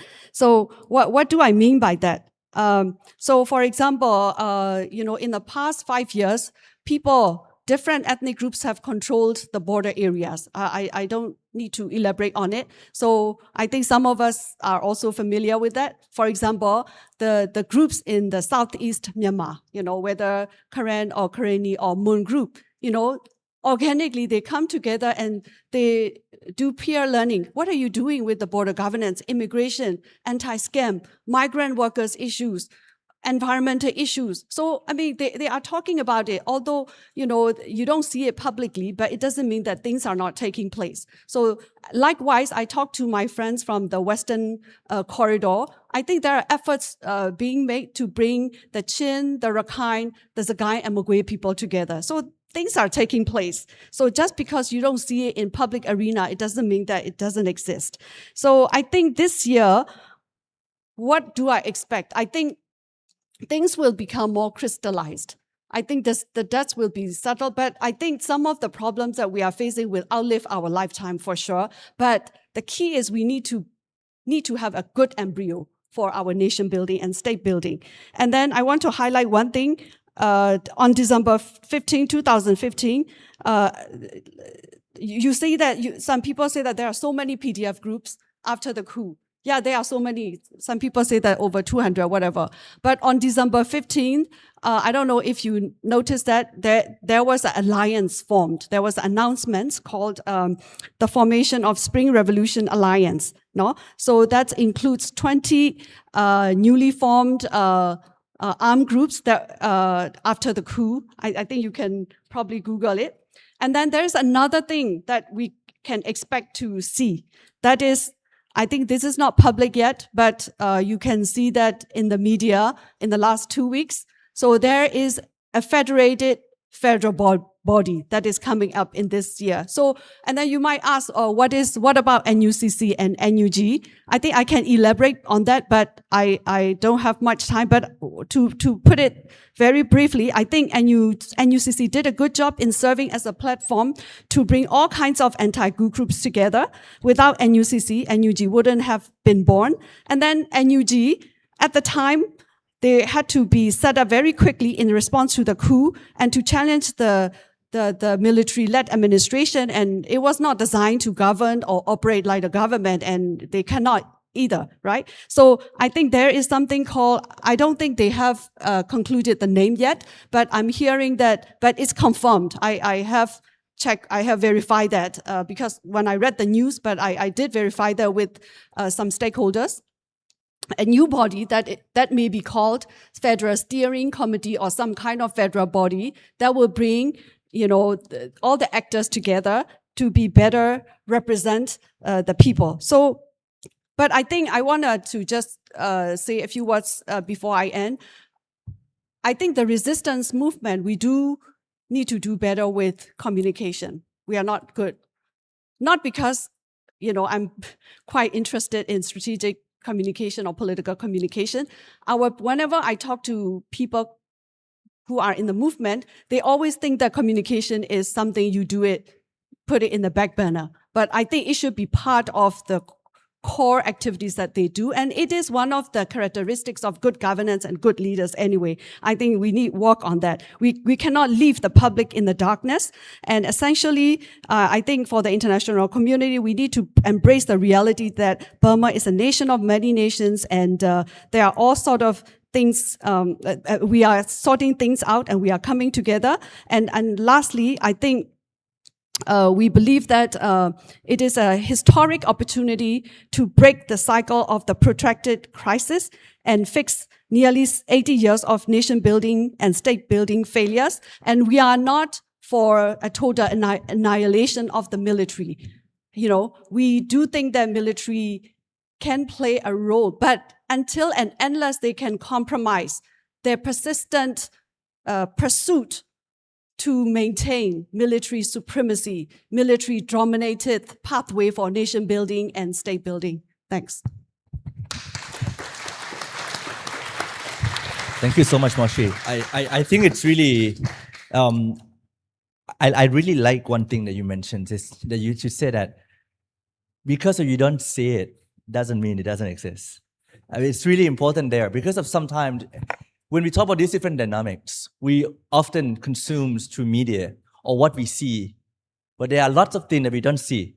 And then to unpack those things that we don't really see, I think it's really something that is quite important. And then you address the question of the big elephant in the room, which is the military, and at the same time go on to talk about the nation building and the state building crisis. That may not necessarily be a crisis in itself, but at the same time offer the so-called opportunity to start from square one again, so that these different lands, I use land, that's your term that you've been using, right? Can re-emerge, can redesign, can rethink, and reconceptualize. What exactly does it mean to become the states and also to have a nation as well? So I think this is some of the things that it was really, really important. And then more importantly, there was one part of the presentations also that you talk about, like if this happened 2 years and then victory emerged, that the arrogant and so on, but now it means that this is the struggle that it deserves and so on and so forth. I think this is a key part as well that showcase how through this process there is also the mutual understanding among different groups and so on. And I think this is a kind of dynamics that we are started to see. And sometimes it may not be unearthed, but it's there. So now let me shift gear towards perspective from players in Thailand, particularly Lalita, who been engaging on this issue for so long, working on the border with different groups. And sometimes, that there's a joke of talking about her. I mean, it's what is your name, Lalita? I was bullied once I'm not thinking about it as a bullying term now because I use it all the time, but it's Lalima. Yeah, it's because she focused a lot on Myanmar. Yeah, so that's one of the name that she has been known. But let me explain a little bit. Yeah. Lalita is my name, right? And Ma is from Burma. So when I express my feelings, when I posted something on Facebook publicly, and there are some IOs from I don't know where, but they would say something like, "Oh, she's actually Burmese. She's not Thai. She does not represent Thailand, but she belongs to Burma." But I like that, so I adopt this name Lalima as my nom de guerre, if you like. All right. So now let me ask Ajahn Lalita the same exact question. Thinking about the situations that are happening in Myanmar right now, what is really the strategies of Thailand, if you have one, towards Myanmar? You may want to talk about scams, transnational organized crime as well. But I think what is also important is that recently at the recent ASEAN Foreign Minister meeting, Myanmar was once again being discussed and brought into a spotlight again. What would be the role of not just Thailand, but as well as the ASEAN and international community on this? How do geopolitics of what we are seeing right now also shape Thai ASEAN policies toward Myanmar? And more importantly, let me ask you one question. If you were to become the government next, I don't know. We have election, this week, right? What would you do on Myanmar? So, Lalita, please. I like what Anor said, that you don't have to do what people want to see, and people don't have to see what you do. Actually, people don't see what I do. People don't really see who I speak to, but that's okay. That's the way it should be. And I would rather remain that way.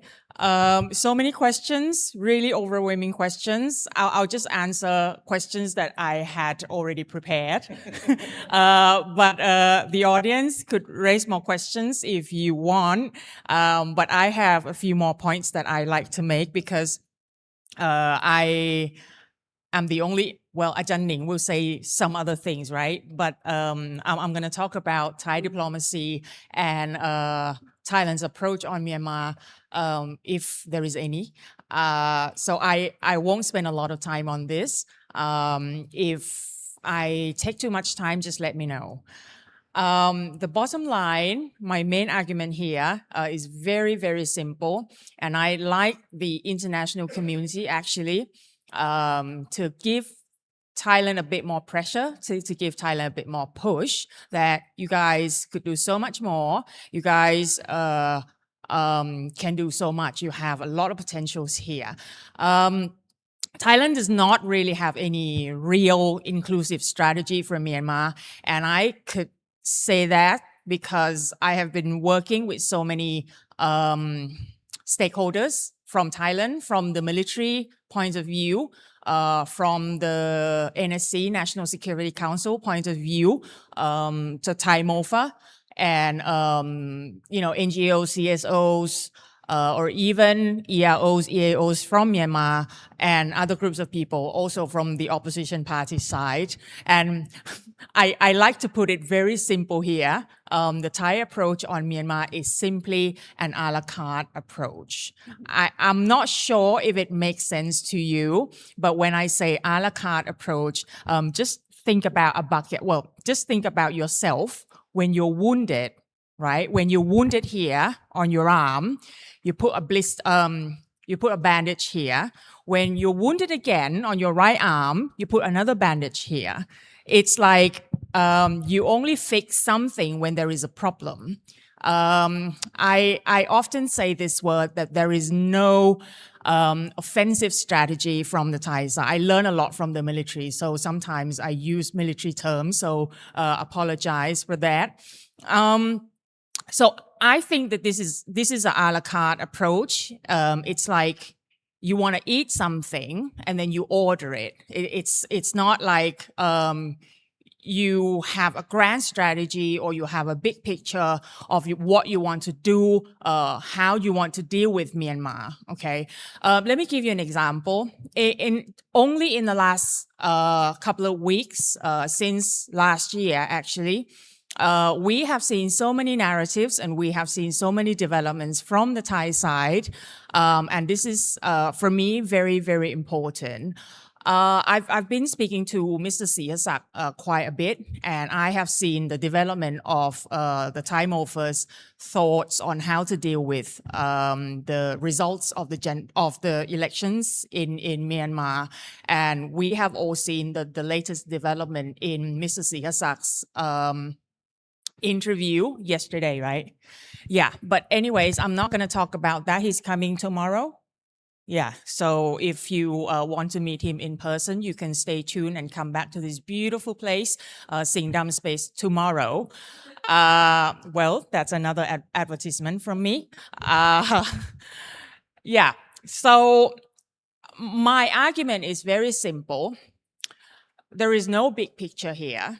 And the way the Thai MOFA sees it, it's only at the very present. There's no such thing as, oh, we foresee that this event will happen next week or in the next couple of months or in the next 5 years. There is no clear plan for that. I mean, some of you guys here may argue that, well, there are plans, but these plans have been planned and executed from MOFA individually, from the Thai military. They have their own plan, okay? With the military, they always have plans because that's all they do. They plan, they exercise, and they go for it if something happens. But there is no coordination. This is what I really want to emphasize. When there is no coordination, and every single day now, the world has changed a lot. And what we really have to understand ourselves is how do we assess threats, right? Because threats nowadays are very different from threats that we have seen 2 years ago, a year ago, or 5 years ago. Now scam centers are everywhere. Now illicit business is everywhere, and it goes on. It evolves all the time. So if we don't think about the future, if we don't study what will be forms, shapes, and sizes of these threats, I think that we will be in a really difficult position in Thailand. I like to mention one concept here which keeps coming up in Thailand, which is the bamboo diplomacy. Our good friend Handsome Jitipat Punkam has talked a lot about that. And he has written a great book, a genealogy of bamboo diplomacy, the politics of Thai detente with Russia and China. But I think that he explains a lot about what bamboo diplomacy means to Thailand when it comes to geopolitics. At the end of the day, you know, a lot of people might say Thailand doesn't really have a lot of things to offer, but I would argue that yes, we do have a lot of things to offer. Once Fuadi Pitsawan said that Thailand needs to see herself as a middle power country rather than a small country that has nothing to offer. You know, our friends from the U.S. Embassy know that the U.S. Embassy here in Bangkok is the biggest in the world. Why? Because purely of the location of Thailand. What is bamboo diplomacy in 2026? And, you know, I just came up with all these terms and these concepts this morning when I was on BTS SkyTrain. I'd say this is a resilience on the outside. We need to be resilient on the outside, right? Because we have to be flexible, we have to be ready, we have to be on a standby mode when we face, you know, new threats all the time now. But we need to keep our value, we need to keep our ethics at the very core of pursuing any diplomacy at all.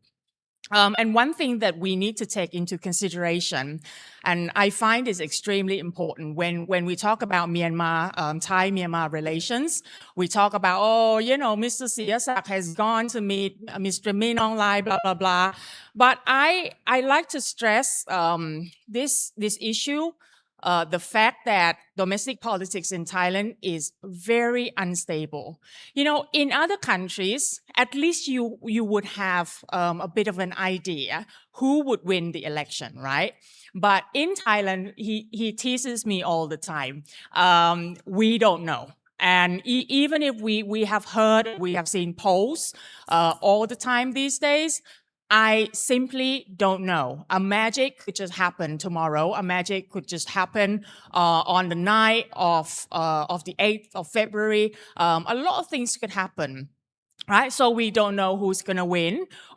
Well, I kind of know who's going to win, but the person who's going to win might not be able to form the government. That's the idea that keeps haunting Thailand for so many years now. So what's the point of winning the election when you cannot become the government? So I really don't know, and I don't want to predict what's going to happen in the near future in Thailand. But we cannot discard this idea that domestic politics in Thailand plays an important role in defining Thai-Myanmar relations in the last, I would say, 20-something years, okay? I feel like I have hope that Thai policy on Myanmar would be a bit better in the future, but at the same time, I feel exhausted. Okay, that's the word I like to describe myself. I have hope, but at the same time, I have exhaustion. Okay, okay, just a few examples why I am exhausted. You know, government officials in Thailand, they rotate all the time. Okay. So one person who looks at Myanmar right now, in the next 2 years, that person will probably go to Geneva, right? Okay, they may argue that, okay, we have files, our successors could look at the files and that would be okay. But for me, unless there is a real permanent Burma office, Myanmar Burma office at the Ministry of Foreign Affairs here in Thailand, it would be extremely difficult for Thailand to pursue any real policy on Myanmar. And I have seen this in terms of the military. Military officials change from time to time. Well, not from time to time. They change. They rotate a lot. But it changed like 2 years or 3 years sometimes. But I don't know, I don't want to brag too much about the military, but successors, military successors, they sort of know what to do. And the security work along the border, it's a little bit more fixed than MOFA or NSC, or I don't know how to explain it properly. Just ask me later when you bump into me. Last thing on this page, I have discussed this with a lot of people, and I think that it's the right time that Thailand comes back to meditate. And, we just ask ourselves, what should be the grand strategy for Thailand in terms of diplomacy, in terms of our policy on Myanmar? But grand strategy alone is not enough. I think that we must have what I like to call statecraft in this as well. Surprisingly, in Thailand, you don't hear and you don't really see people talking about statecraft because everything is all about rotation.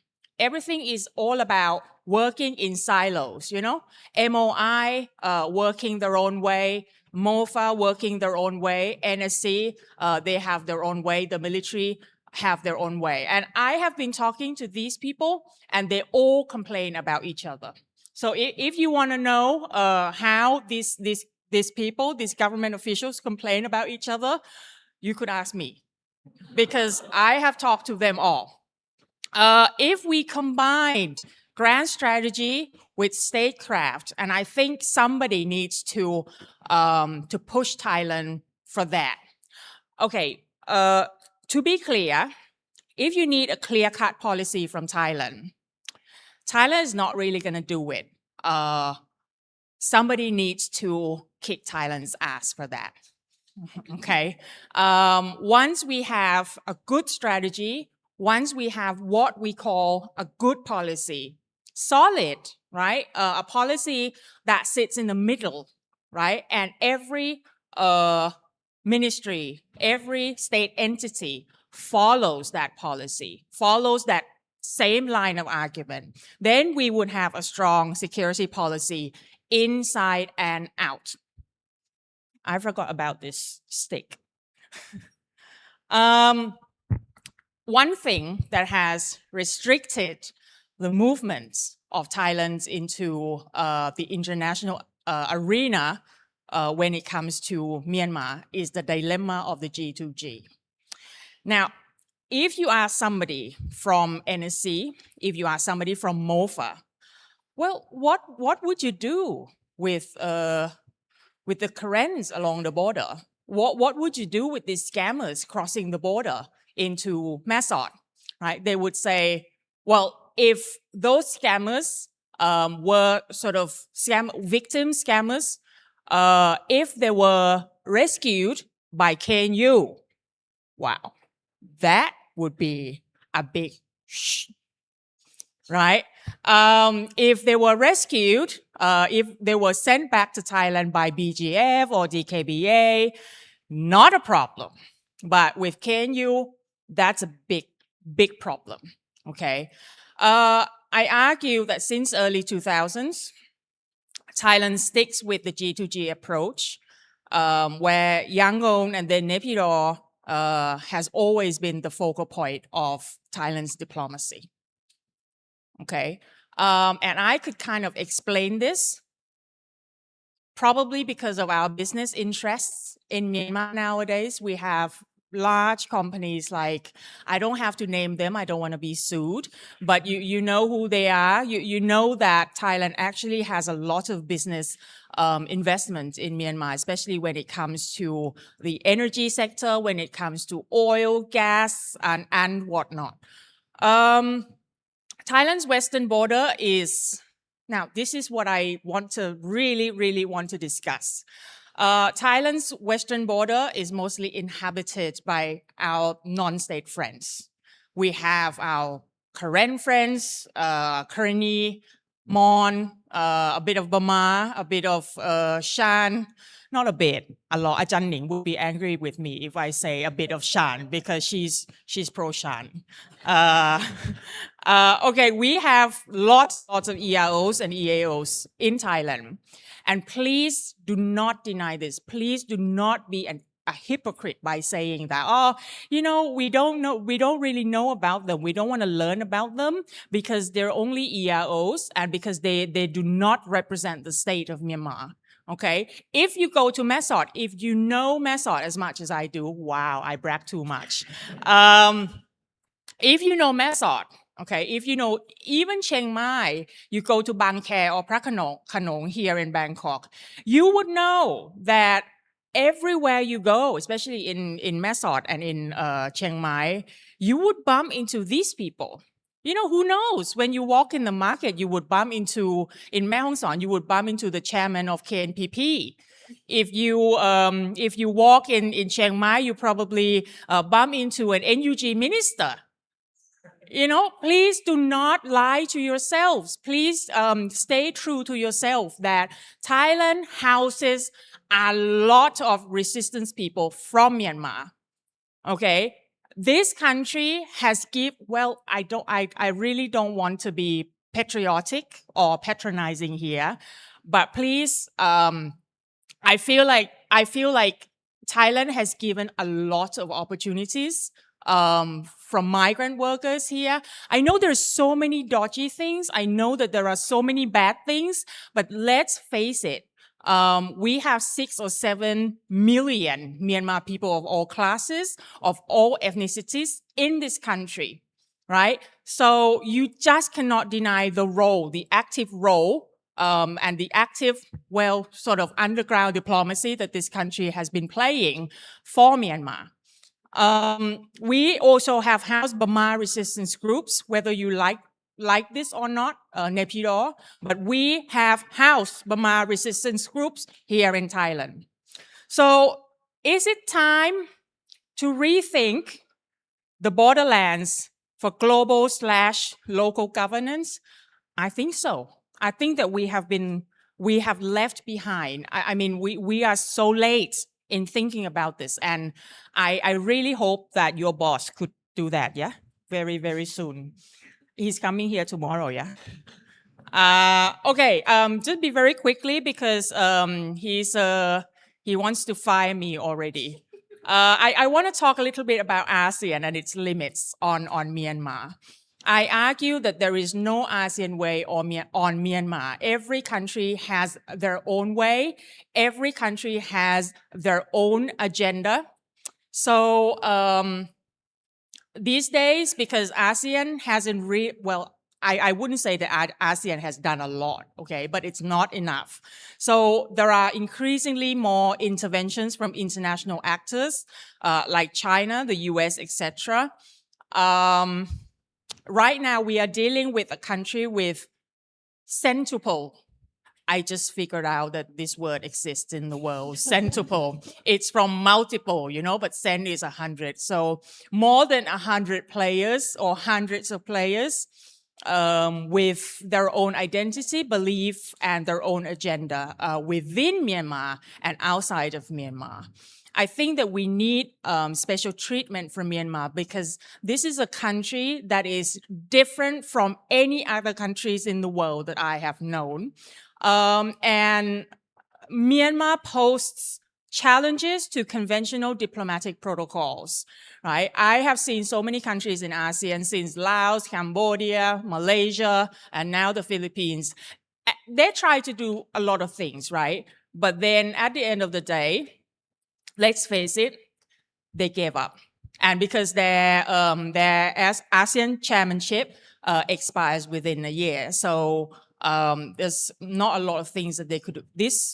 I'm so proud to present this. And I'm not so good at blurring pictures, okay? I don't know how to blur their faces. So I did it so quickly, so I deleted them all together. Sorry about that, friends. So the only person whose face is not blurred is me. Okay, this picture just happened over the weekend. I just went somewhere along the border. And I met these great people coming from all walks of life, from all ethnicities. So the organizer, they just wanted to bring people, young activists together, right, from major ethnicities to create social harmony, to create a space where they could discuss their limitations or their experience. I think that this is the way forward, and this is something that the global community should support. I don't know when the conflict in Myanmar would end. Nobody knows. God doesn't even know. So these people are what we have, and it's probably our responsibility to empower them, to give them strength, to give them hope, and to give them money. Well, a bit of money. That's it. That's enough. Thank you. Thank you, Lalita. You know, I cannot stop laughing talking to her every time with all these stories, you know, like from the borders and all different jokes that she would crack. Actually, I don't know. I will come back to you later, though. I mean, are we having the omakase, you know, or the live buffet eventually? Is that what you're thinking of? I mean, apart from the a la carte approach. Omakase is in Chiang Mai. Okay. Not in Mesot. All right. I think we have limited time now for Ajahn Siroda because she has to run to do one of the most important tasks in Chiang Mai as well. Ajahn Ning, are you still there? Yeah, I'm here. Sorry that I have to leave immediately after my talk. So Right. I'll give myself Maybe you can wrap up the whole 10 thing also as 10 well, or, you know, like or for 15 other. minutes. Yeah, Yeah. please. So thank you so much for having me. And I'm so sorry for not being there in person. I really want to join in person. But as Ajahn Gan mentioned, I have another meeting coming soon about this, about Future of Myanmar as well, but in CMU. So good afternoon again, and I'm you can see that this event also like kind of like during the week of marking the 5 years of 2021 military coup, or somebody would say this is the 5 years of resistance, right? Because the resistance is still ongoing, and despite the sham election that you see in 3 phases already, right? It is clear that military junta is not seeking transition to democracy as everyone see, but rather to try to legitimize themselves. And also it's not full of legitimacy, not full of stability, and even not leading to national reconciliation. And even like somebody might say that this is kind of like a transition to peace. But if we look at the evidence happening these days, right, still the armed clash, the armed conflict still going on, or even the junta airstrike is still going on as well. And you can see the statistics, right, shown that during December 2025 until January 2026, right, during the month, right, there are 29% more airstrike than the same period of time last year. So this evidence also proves something, that the election is not leading to the peace. And how about after? What will happen? Like the conflict will never end easily. So the crisis will be protracted, and also actually the crisis also now entered a new and more complicated, more complexity, because it will relate a lot to geopolitics, like, and we are kind of under the changing of the world order. We see the role of US has changed, and we see how even the middle powers at the world level have adjusted themselves, including Canada, right? Including Canada. So yeah, on the ground, the resistance still going, and as Lalita already mentioned, that they need support, right? And we, as Thailand, thank you, Lalita, as well, that elaborate a lot about the lack of grand strategy in Thailand. Even like we are kind of, I always say this word in every panel, that Thailand is a permanent stakeholder of Myanmar crisis, right? And we still cannot see the phase of post-conflict in Myanmar yet, meaning that Thailand will still get the impact from Myanmar crisis. And of course, not only the crisis in terms of armed conflict, right? And also the protected in terms of human insecurity as well. So a lot of challenges in terms of human security in all dimensions, right? Including health, education, including the food security, even environmental disaster, right? How we can see how we can help is another thing, right? And also we also cannot only see the crisis as Siama Nosho already mentioned that we apart from the crisis, apart from some like challenges, we also see some hopes in restructuring the entire society from the ground, right? So first, when we look at impacts of Myanmar to Thailand, so we can see, as I mentioned, about a human security catastrophe, and it's not only in Myanmar, but it's fundamentally transnational, and not only about the displacement from Myanmar, not only migrant workers or refugees who cross the border fleeing from the war, fleeing from the armed conflict, right? There's a lot more complicated since 2021. Now it's already 5 years. Many of you here also like maybe you hope for like changes for the victory during the first 1 or 2 years of the resistance after the coup, but then like the crisis and then the resistance getting longer than you expected. But Thailand have to become the host, right, for many of you here as well. And we also see like complexity in terms of migration from Myanmar to Thailand, also like the students who in the universities, right? I'm also doing the research already done, but not published yet with Hans Seidel Foundation on the student migration. And also another thing about middle class, right? Middle class families, middle class individuals, not only CDM, not only political refugees, but even those who are not politically active in Myanmar before, they also move to Thailand and doing business or survive in terms of economics in Thailand. Also, we have even wealthy families, even some people may even related to cronies also move to Thailand because they also feel unsafe in Myanmar, you know. So Thailand become like main destination, main host for this complexity of migration after the coup. And this reflects when you see that there are a lot of displacement from Myanmar to Thailand and to other countries. This reflects not only the violence but the collapse of institutions within Myanmar, right? Education, healthcare, banking, economic, finance, all kind of livelihood, no?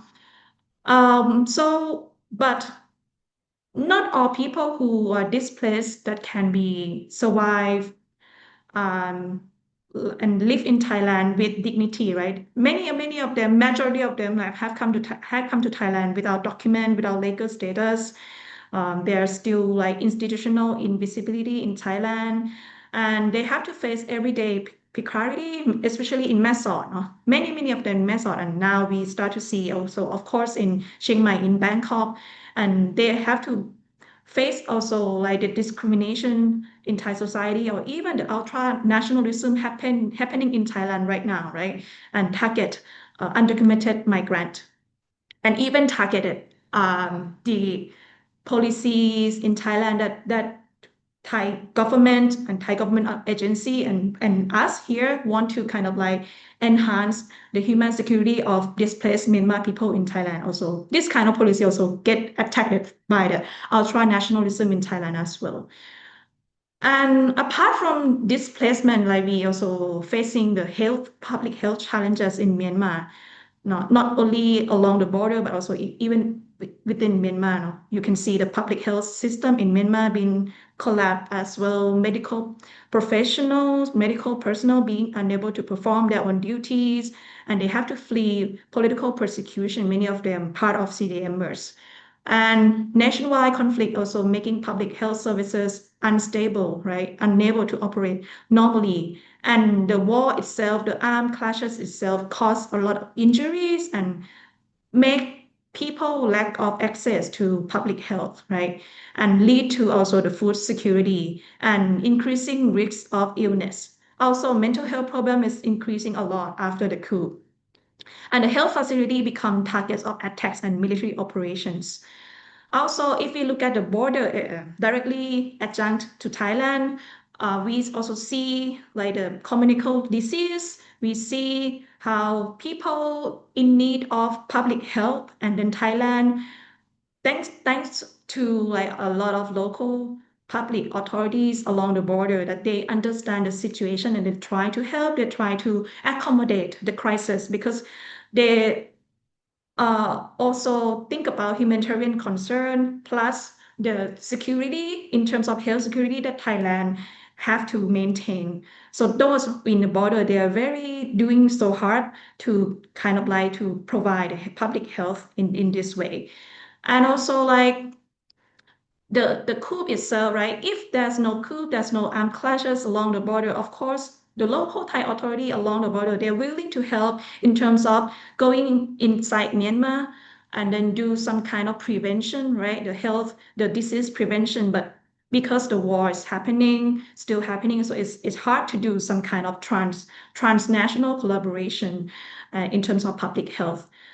So yeah, we are also a lot of under pressure as well, and that also affect the local health system, which actually should be managed by Thai government, by Thai central government. They must understand more, right? What's happening on the ground, right? Not only like living in the center power and then not receiving any reality on the ground, right? So we need to push more. So I can see that more and more these years that people in Bangkok also understand the border health situation if we compare it to the past. So now they understand more, but we need more than that. We need more concrete implementation on the policy on border health. Another thing is education, right? And education is another critical area. And then many children in Myanmar lost educational opportunities. And we can see that children in armed conflict area, they also have to find their own way to study. And even they have schools or college in the control area of ethnic groups also being destroyed by armed clashes and airstrikes. So this would create a long-term risk of lost generation for children in Myanmar. So they might growing up without recognized learning pathway, and that would lead to another kind of social problems, right? Like joining the transnational crimes, joining scammers, joining like narcotics, right? So that would lead to many things, right? So in Thailand, Myanmar children also some of them are in migrant learning centers, which unfortunately these days, because the anti-nationalist, anti-migrant sentiment in Thailand, these centers are attacked as well by the ultra-nationalist group in Thailand. And even Thailand is having the policy of education for all, right? And that's just a few days ago that they reintroduced again in terms of implementation of this policy. You can also see how nationalists mindset of some Thai groups try to devalue this policy, but I would not say all general public think this way, because some also understand that this policy would help Thailand in terms of societal security and national security as well, because we need to provide education for our children, right? This is to maintain our security as well, not only in terms of humanitarian concern. Also, for the Myanmar crisis also lead to transnational crimes, as I mentioned, like the expansion of the human trafficking, scammers, or even narcotics, right? And that also readily affect Thailand. And not only Thailand, no, because now scammers become a very big issue and converted to the regional security risks. And this kind of issues not only like the non-traditional, it is categorized as non-traditional security issue, right? But it's not solved at all. It's very heavy and then affect to every individual people in the region or in the world as well. So that's why this become the very heavy issue that we need more and more collaboration transnationally. And also like, so when we think about this, all kind of the insecurity that we receive from Myanmar, so basically like Thailand cannot be secure if Myanmar remains in permanent crisis. But when you look at the grand strategy or lack of grand strategy of Thailand, you can see as Lalita mentioned already, right, that we are very passive in terms of Myanmar policy, the policy toward Myanmar. We not really reactive, we not really prepare enough. We cannot access, even we have so many kind of like information, we have resources in terms of data, in terms of connections to different stakeholders in Myanmar, but we're still in behind, right? Because we lack of coordination. So this is sad to see how we cannot grab the resources that we actually have to strategize the response that we need for Myanmar.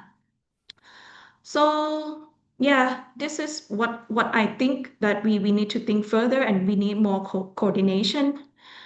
Secondly, I just finished my first part. Secondly, I would also touch upon Siama show about the emerging governance, right? You can see also even Nyanta also talk about the bottom-up federalism, bottom-up governance, right? For me, it's amazing to see how you grab this situation from crisis to become the opportunity to not only the symbol being the symbol of resistance, not only in the papers, not only in text, right? But you're trying to make it on the ground concretely in terms of public services, right, and administration. So you can see the expansion of bottom-up governance, right, for many parts of the country. In currently, in Shin have Shinland, even like, okay, they have some fragmentation, but we see something, right?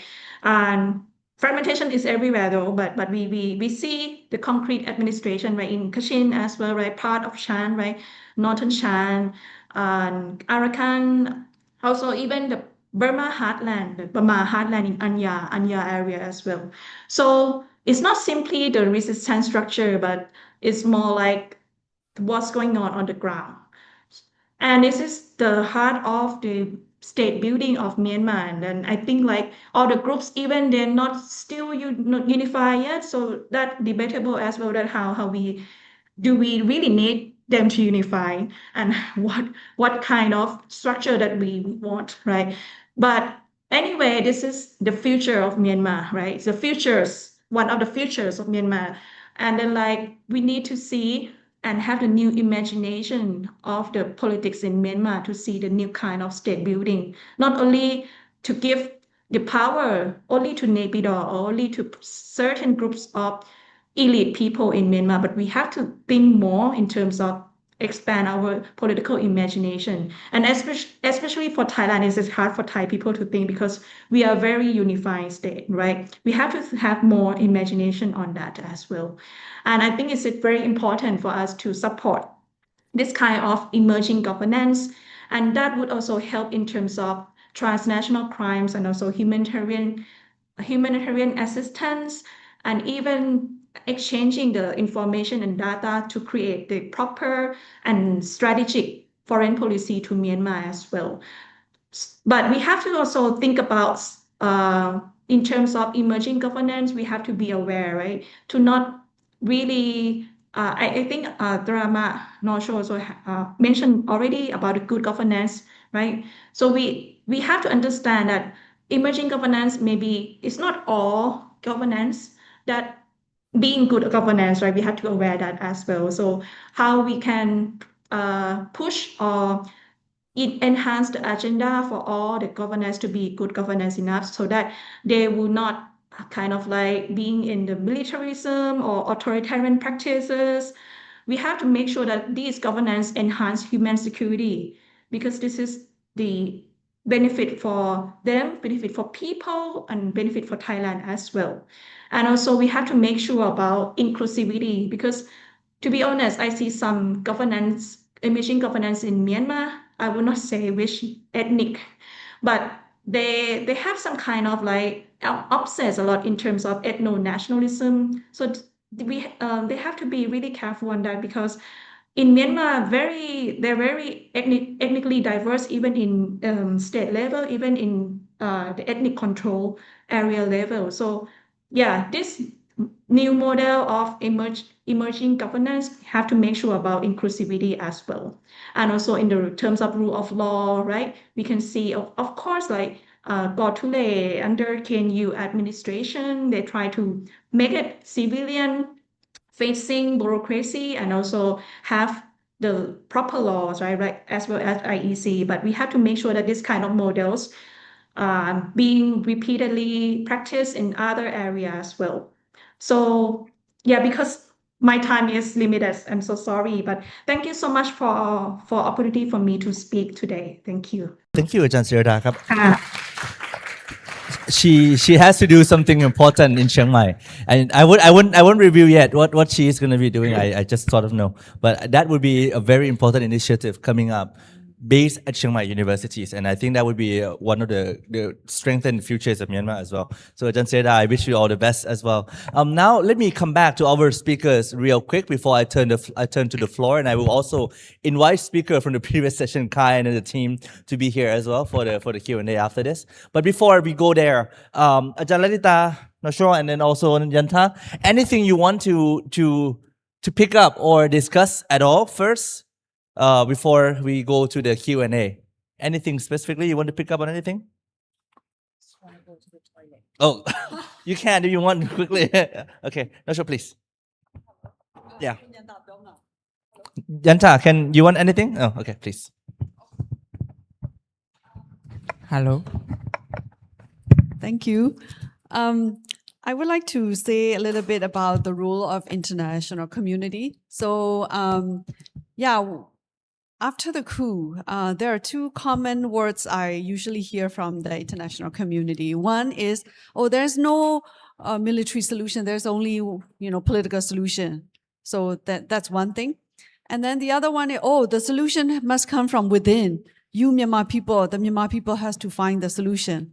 So then I thought, then for the first statement, and when after 10/27 operations, when the Three Brotherhood Alliance controlled major, lands or conquer the junta, and then the same, international community reacted this way. They said, "Oh, no! It's actually they can only cover those areas. They cannot even." We are in Naypyidaw or we are in Yangon and we are quite peaceful. Everything is normal, and the opposition, the groups cannot even do anything to shaken the cities. Then I was like, I think the two statements are kind of like contradicting. One, they said that there's no military solution. The second is they don't think highly of the power of the armed resistance until and unless it can challenge the big cities. So anyway, so sometimes I feel like we, I think Ajahn Srida talk about, maybe we can, as a spectator or, I sincerely feel that, our international friends, they really care about what is going on in the country, in Myanmar, and also, as the world become interconnected, we cannot confine, problems just in one area. What happens, especially Thailand knows very well, for better or worse, you have to bear the consequences. So I think the point is that we have to, I think to put differently, sometimes we also need to adjust our lens. Like sometimes we want to see Myanmar to be in a certain way, as the military would like to put the country in a certain way. Oh yeah, Myanmar is so fragmented. Yeah, it has been fragmented from day one, Okay, then, so yeah, I think we just have to embrace the reality and also scratch below the surface and see, what things are happening. And I'm not saying that the people's movement is free from weaknesses. We have a lot of weaknesses. Sometimes we fail to learn from our past mistakes.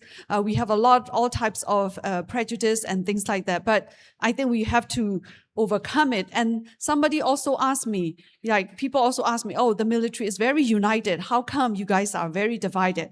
I think one thing about the military, if I'm not mistaken, is they are very ruthless about the process of elimination. So even in the recent elections, I was very, very surprised. Even some high-profile figures who used to be pro-democracy who used to be affiliated with pro-democratic movement or, other parties, they were rejected, they supported you know what I'm talking about, who I'm talking about, the parties I'm talking about. So they were supportive of the gender's proposed elections.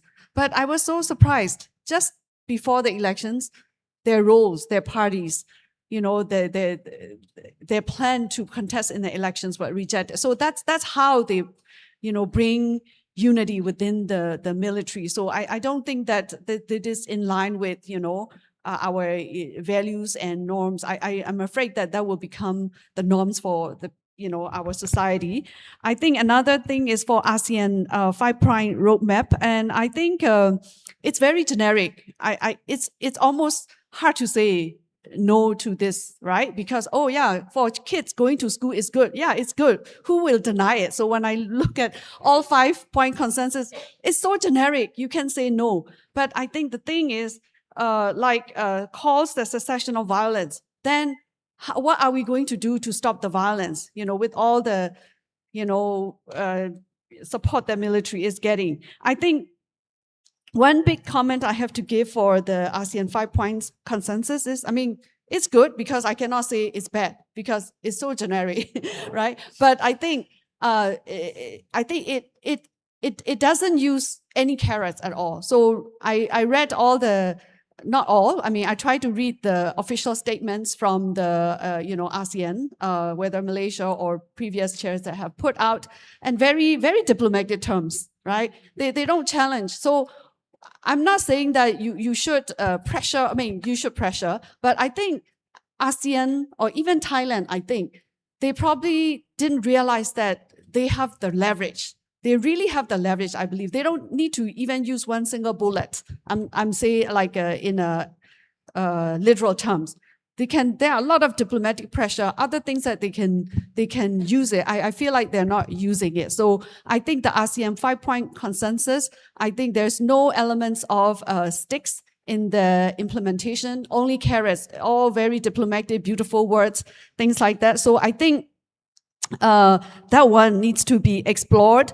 And the Troika, and I know that the current members are Malaysia, Philippines, Singapore, and definitely Thailand is already by default. It has to be, Troika plus. So I think that's a very good mechanism. I think these members are very strong members. If we cannot get things move forward with these members, I don't know what will happen in the future. So I think the time is very critical, and I hope that we can have some kind of indicators, roadmap. And one thing is for both sides, for the ASEAN side and also the Myanmar, the resistance side. So we see the message, official statement put out by ASEAN. They said that they did comprehensive assessment and things like that, but maybe I don't know.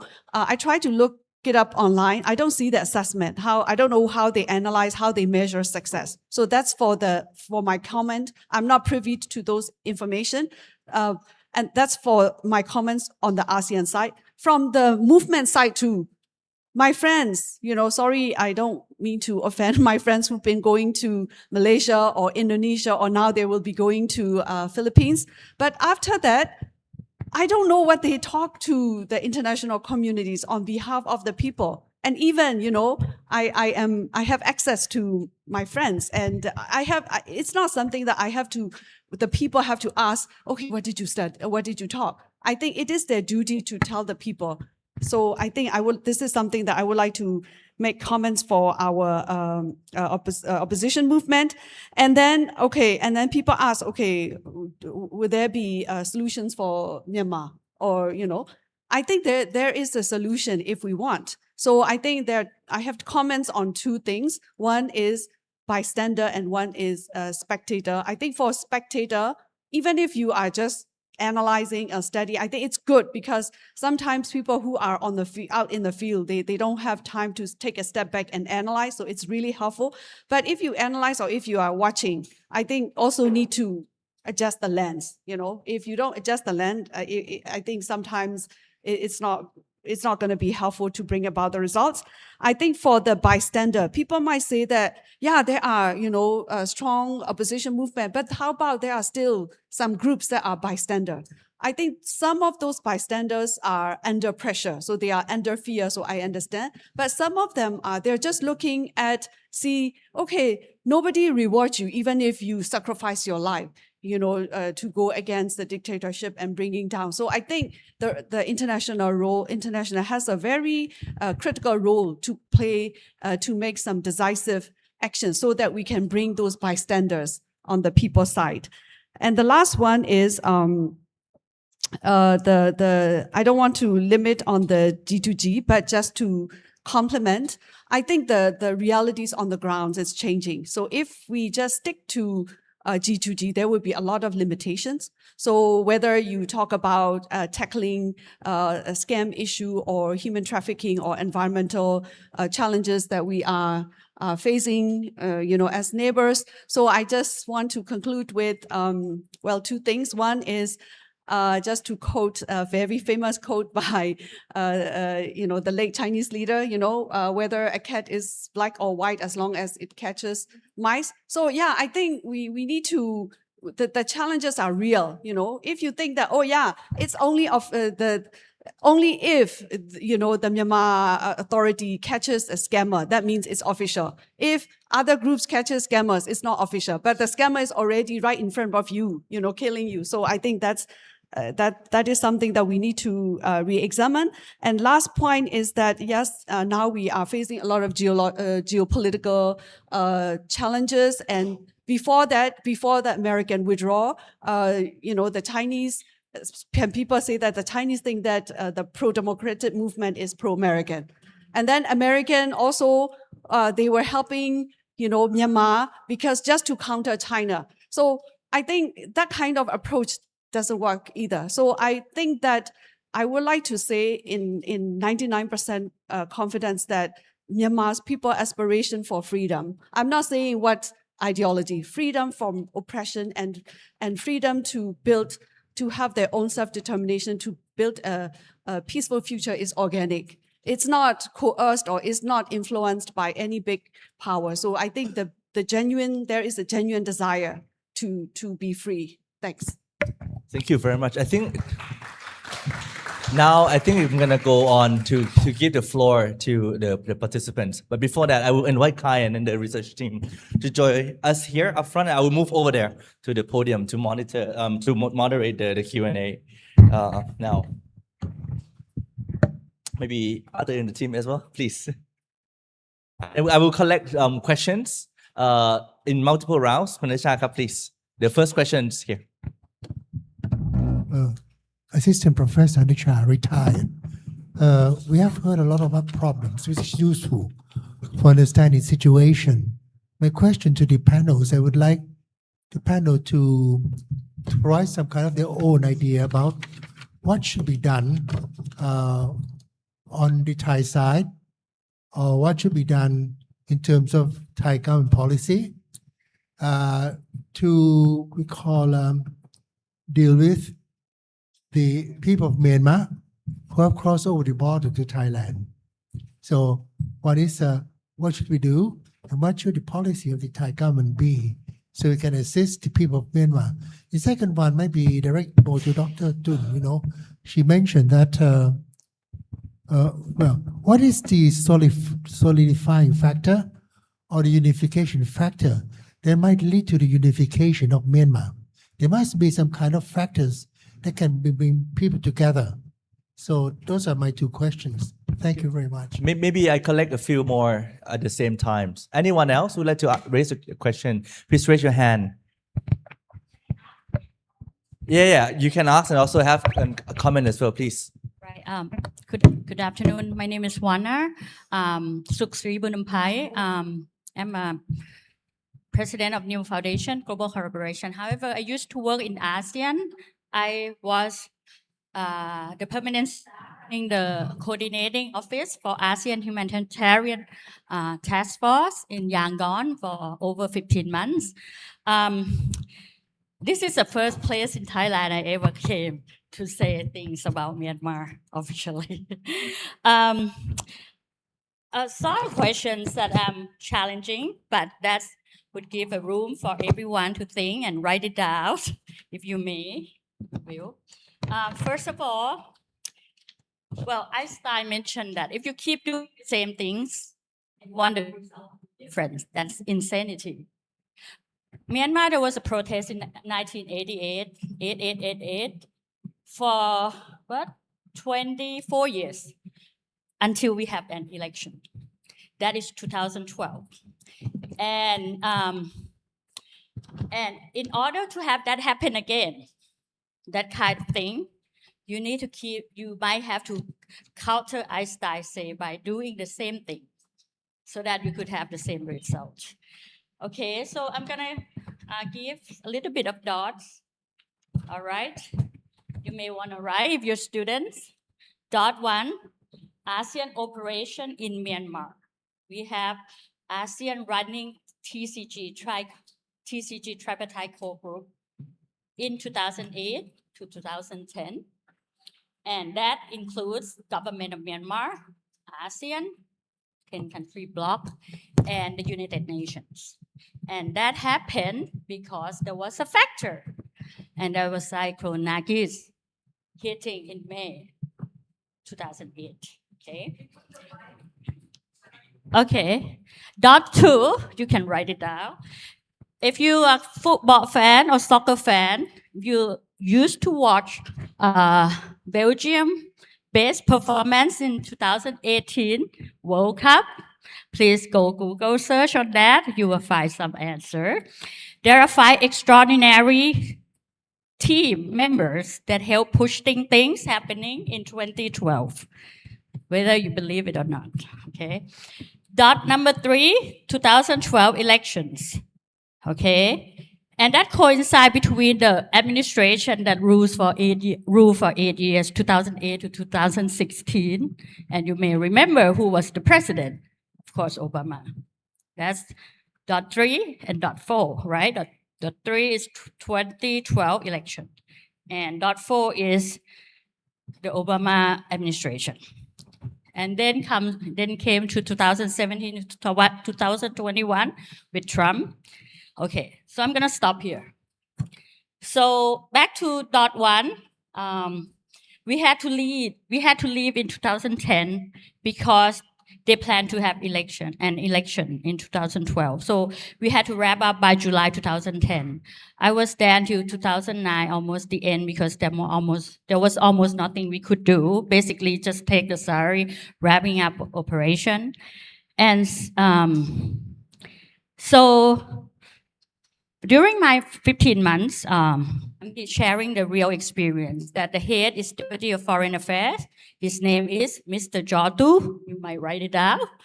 He used to be, I think he's son of short period of president, but he's well educated and well-mannered gentleman. He's a Deputy Foreign Minister. On his left, on his right first, we should say. On his right would be whoever ASEAN chair in that year. That could be Ambassador Chua of Singapore and Ambassador late Bansan Bunna Pibo. He already passed. Thailand was the chair for the longest time in terms of terms. And I always sat next to either of the ambassador. Opposite side, there was the UN humanitarian and UN resident coordinator as a matter of protocol. So you can see the picture. The reason I mentioned the football team is that there's a slight things that people never know, and I don't want to just say it all, but try to tip a little bit. Because at that time, Thailand's former Foreign Affairs Minister, Dr. Surin Pisuwan, was Secretary General of ASEAN Secretary. And that's where I worked before. I was assigned desk officer before being sent to Myanmar. Dr. Surin, who's very unique in political experience, he used to work with UNHCR. And so he brought the UN experience. That's the starting of having the UN operation. And then there was ASEAN SEC staff who was permanent. He chose me, so I ran the operation there. And of course, at that time, the US Embassy was consulate. So imagine consulate, you have charges d'affaires. So the person who's actually running the thing she was a CG in Chiang Mai. You might want to Google. Can you wrap it up briefly so that we can give chance for And then others to this is actually the share last, as well? I already mentioned. Okay, so the first one is ASEAN extraordinary, 2 people. Third, extraordinary from one of the donor. And then I mentioned the government who had extra person who's very unique, and the 2 ambassadors. So I'm gonna let it here, okay? And you can do all the dots. Okay. This is just Thank you just so to much. tip all of you. I come to the panel first before I go again to the all the audiences. Anyone want to pick up? There is quite a few questions. Number 1 is on the Thai foreign policies. Second one, unifying factors. The third one is it's all the dots that just now got mentioned as well. I would link the role, the key figures, I would say, in the situations. Anyone want to pick up on anything, please? Kai, maybe you want to start. Thank you for those questions. I'll be brief. I'm very curious to hear what the other panelists have to say. On the question of what Thailand can do, I'm not Thai, so it's not my business to tell Thailand what to do. But I think the question is important because it gets at the fundamental challenge of crafting policy for Myanmar. I think what's implied by all of the calls to think differently, think creative, is this notion that the way Thailand and many other countries approach foreign policy towards Myanmar is grounded in the way the international system typically works. You've got states, they're supposed to be sovereign, run by and represented by a single government, right? That doesn't describe the reality in Myanmar, right? And the illicit economy has come up a number of times, scam centers, border issues. In many of these key areas that have major implications for Thailand, for the region, for the world, the appropriate counterpart in terms of being able to do something about those issues is not the central government, right? If we want to use that term. Which means that if we adhere to the structure of the international system, we're going to speak with actors that don't have the capacity to directly intervene on those issues, right?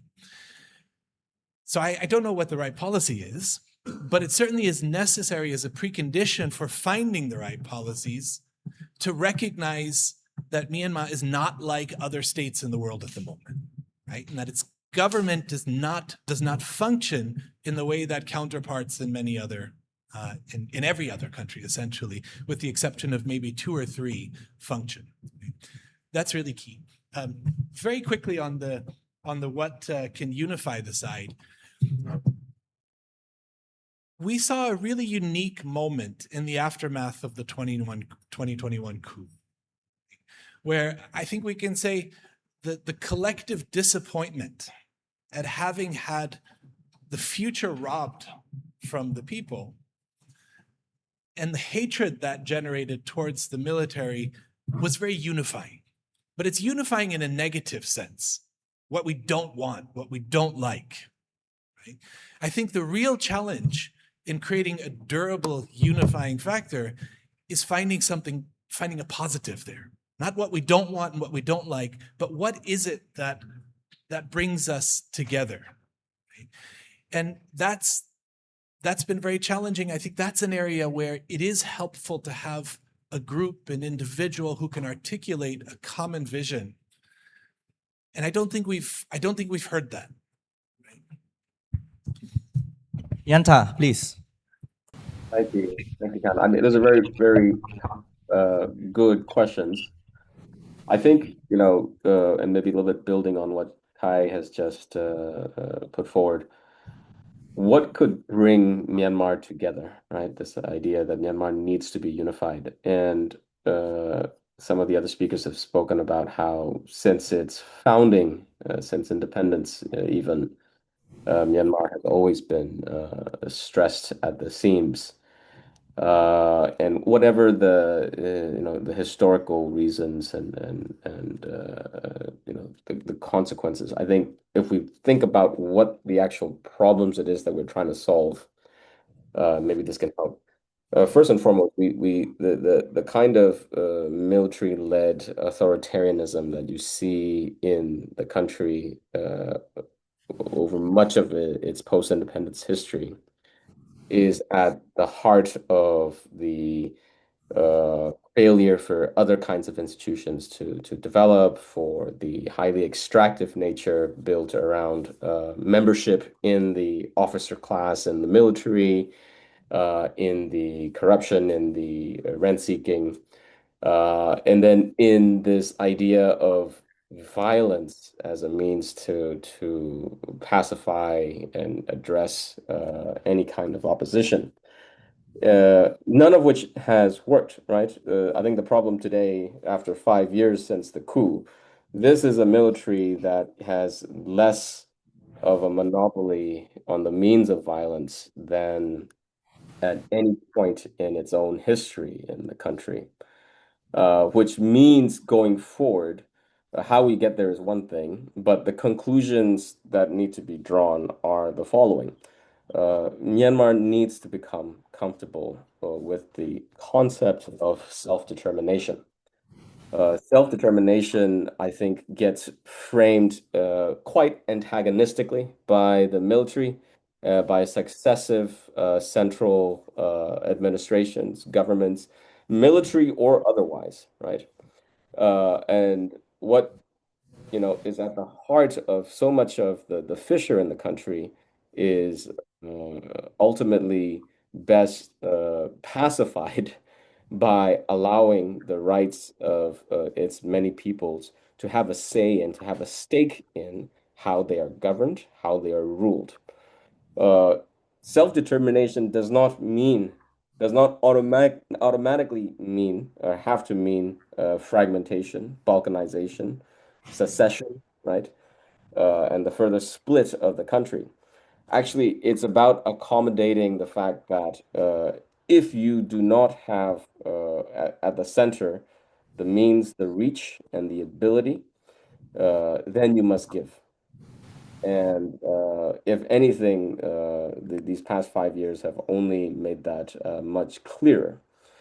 Now, self-determination can often get framed in a very ethnic lens in Myanmar, right? And Myanmar is also susceptible to different forms of ethno-nationalism. This, I don't think, is necessarily constructive or helpful in Myanmar's case either. And you begin to see some of the elements of that come out during this period, right? The classic ethno-nationalist move in Myanmar, but also in many other places, are maps. And then you see maps of a new, Kachin nation, or maps of a new or old, a Kotule, a Karen nation. And rather, I always ask, well, why aspire for more? Why can't your map cover the entirety of what is today the state of Myanmar? And why can't those of whom, claim to fight for and represent the interests of their peoples seek to represent those peoples in any part of Myanmar where they may be? And where we do not devolve into this kind of mutually exclusive claims over territories and lands that, to me, I think come from a very post-war era kind of framing and just do not have as much relevance in terms of lived experience and in terms of the urgent needs on the ground.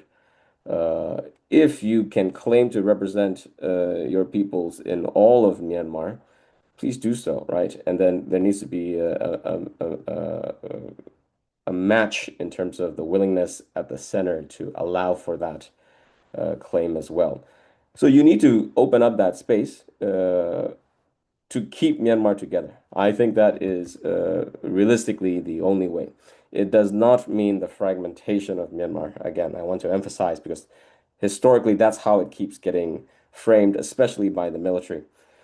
The second thing, in terms of practical steps to get there, right now, today, dialogue, or the idea of dialogue, is incredibly difficult, right?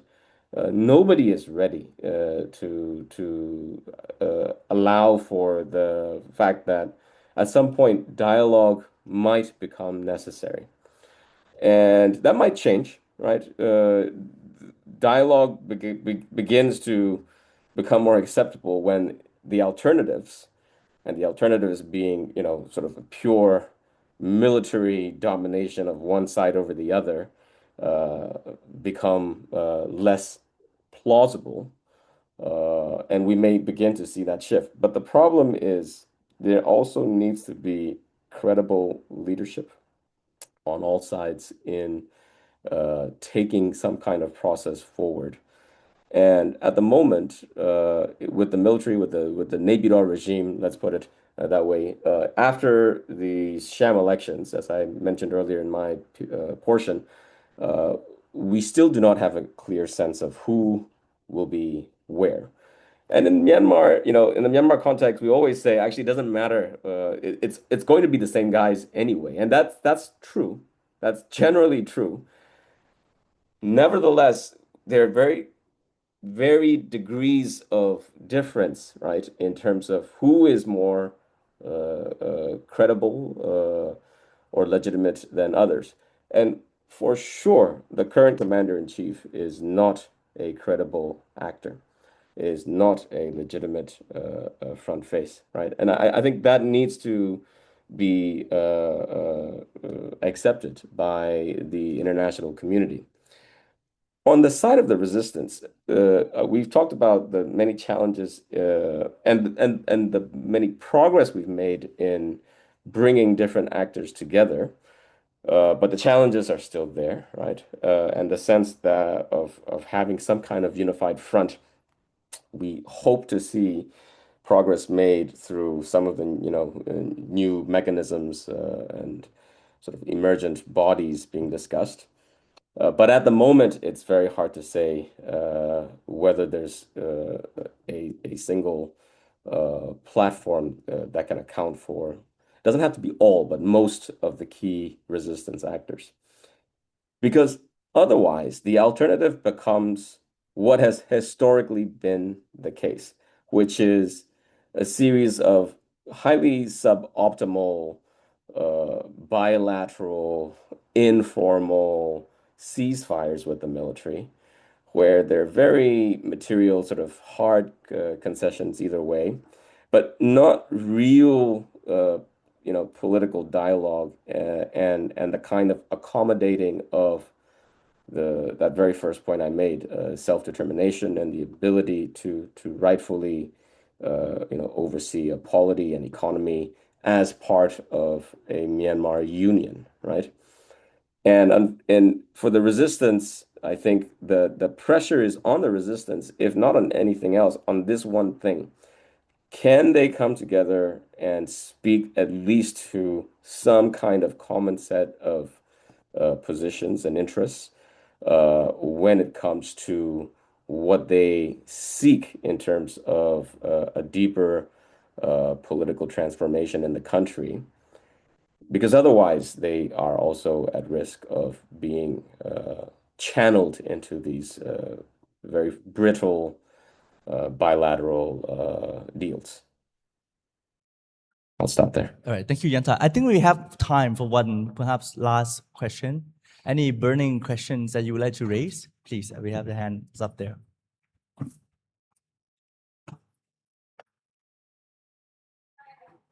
Okay, it's one more. Yeah, one last one here. All right, maybe the last round. Hello? Yes, please.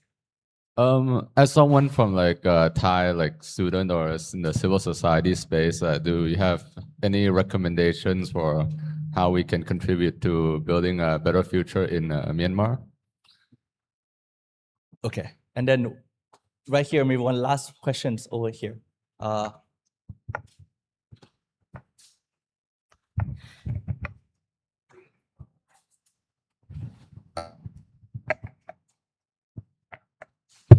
Okay. Actually, this is more like a comment than a question. I'm going to leave my academic question for Dr. Kai directly later on. So I forgot how to call you in Burmese. I really appreciate your segment in this conference. I learned a lot here.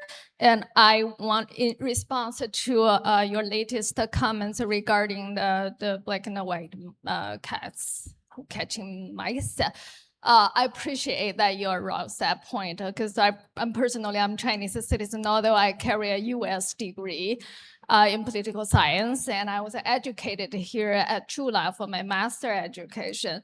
But in China, we never segregate. We seldom segregate in terms of our ideology. So we normally, most of the people have very good sense of a political ideology because we came through that Cold War period. Cold War period. So just let me clarify one thing. I don't deny out of the 1.4 billion population, there must be some idiots always calling people who practice the Western, Western patterns or Western models for the transition of Myanmar as anti-China activists. So we don't do that. But there are more or less some idiots always do the same things across time over decades. And we don't claim the Chinese model has ever been good for any of the external foreign countries at all. As myself, a political scientist myself, I never do that. This is like the statement of those very undereducated people on the street. So we don't do that. And then I'm so happy to know that you have recognized the importance. We just look for the right strategies and policies, and we make effort in methodology, in research, instead of focusing on ideology. And later, I'm going to leave all those questions about research design and methodology for you separately. Thank you so much. So maybe just one question up there. Anyone want to pick up on that questions, please? Or some other thing else to reflect. This is going to be the very last round because it's 4:30 and we've been here together for almost 4 hours already. Yeah. Please. I think the role of civil society is super important, and I did not get a chance to say that in my short presentation. So I think it's just, I think for Thai, one of the big source of strength for this people of Myanmar who are suffering from all kinds of oppression is the support and kindness from Thai civil society. So when I say this, it's not just like, kindness in a very shallow sense. I think they have been standing with the suffering people, for many years. So since, I think when I say Thai civil society, it's not only organization, as people, along the border. I think Thailand has been giving us, breathing space for the people for many decades. So I appreciate that. And I think in a more structured way, organizing something like this, and also continue to engage and listen to the Burmese people, day-to-day people, and also try to engage with your policymakers. I feel that Thailand and us, we share same risk and same opportunity, and I think we cannot take a zero-sum approach. So sorry, I'm just beating around the bush, but I think just to remain engaged and try to get to know each other. I think it's not only at the civil society level, but I think, we talk at the ASEAN level, we talk a lot about people to people, but I feel that people from ASEAN, we still don't understand each other enough. And I also admit that, previously, I don't know enough about neighboring countries as much as I should. So anyway, just keep engaging with each other and learn with each other and do things together. Thank you. Thank you so much, Nacho. Any others? Very final words? Lalita, please. I'm going to be funny to your question on CSOs here. I'm a historian by training, so I'm a boring person here. I studied in the archives. I spent a lot of time reading, but quite recently, in the last couple of years, I've been fortunate enough to meet great people, both from CSOs, from the Thai Parliament side, from or people from all walks of life. So these people have given me strength and hope. And sometimes when I feel bad about my life, about myself, I look at these people, I turn to these people, and I get really good feedback. My suggestion to you is here in Thailand, I don't know other places. Maybe I know, but I'm not going to talk about it. Here in Thailand, one thing that I'm so proud of when it comes to civil society, we do have great people around. We have great CSOs, both institution-wise and individual-wise. So I think you better travel and get to know great people, being introduced to wonderful people in civil society, in the Thai civil society, working on Myanmar. There are big mamas and papas out there in every province. So if I mention Chiang Mai, there is at least one papa. We all know him. And there are big mamas out there. And when you get to this point of contact, you will get to know the huge universe of civil society, great people that would really, really inspire you. I mean, I've seen it for myself. I've been there, I've done that. So I definitely know that there are great people around. Even if there are people out there, I've been threatened so much. Oh, this lady would never talk to you, but she likes me. Sorry. Probably I'm likable. Who knows? So travel, talk to people. Try to engage with people as much as you can, and then you finally find people that you like. All right. With that, I think today's session on the public seminar on Myanmar and transitions of protected crisis, looking ahead for and beyond 2026. We run from 1 o'clock until now, 3 hours and 30 minutes non-stop with all of the details and contents. I want you to give a big round of applause to all of the speakers and also to the participants. I think this is one of the largest turnover that we have so far. I mean, roughly around 120 people, both online and on-site combined as well. So it's really thank you so much for showing up here as well. We're gonna have this continue moving forward quarterly. But beyond that, I just want to just say one thing. Our Nelson Mandela Centers will also introduce this year the policy brief. So we're going to have a brief sharing with our participants as well as colleagues, particularly in diplomatic corps, on the issue related to Myanmar as well. So this is going to be something that really going to get into the policy recommendation and so on. But before that, we're going to ask for permission from our as well on those different details. We're going to send it to you beforehand to look over it as well. So I would like to, on behalf of the Nelson Mandela Centers, Faculty of Political Science, and all the partners, the Seidel Foundations, IDRC, the UBC, we would like to thank all of you once again, and hope to see you again very soon for the next event that's going to be coming up. Thank you.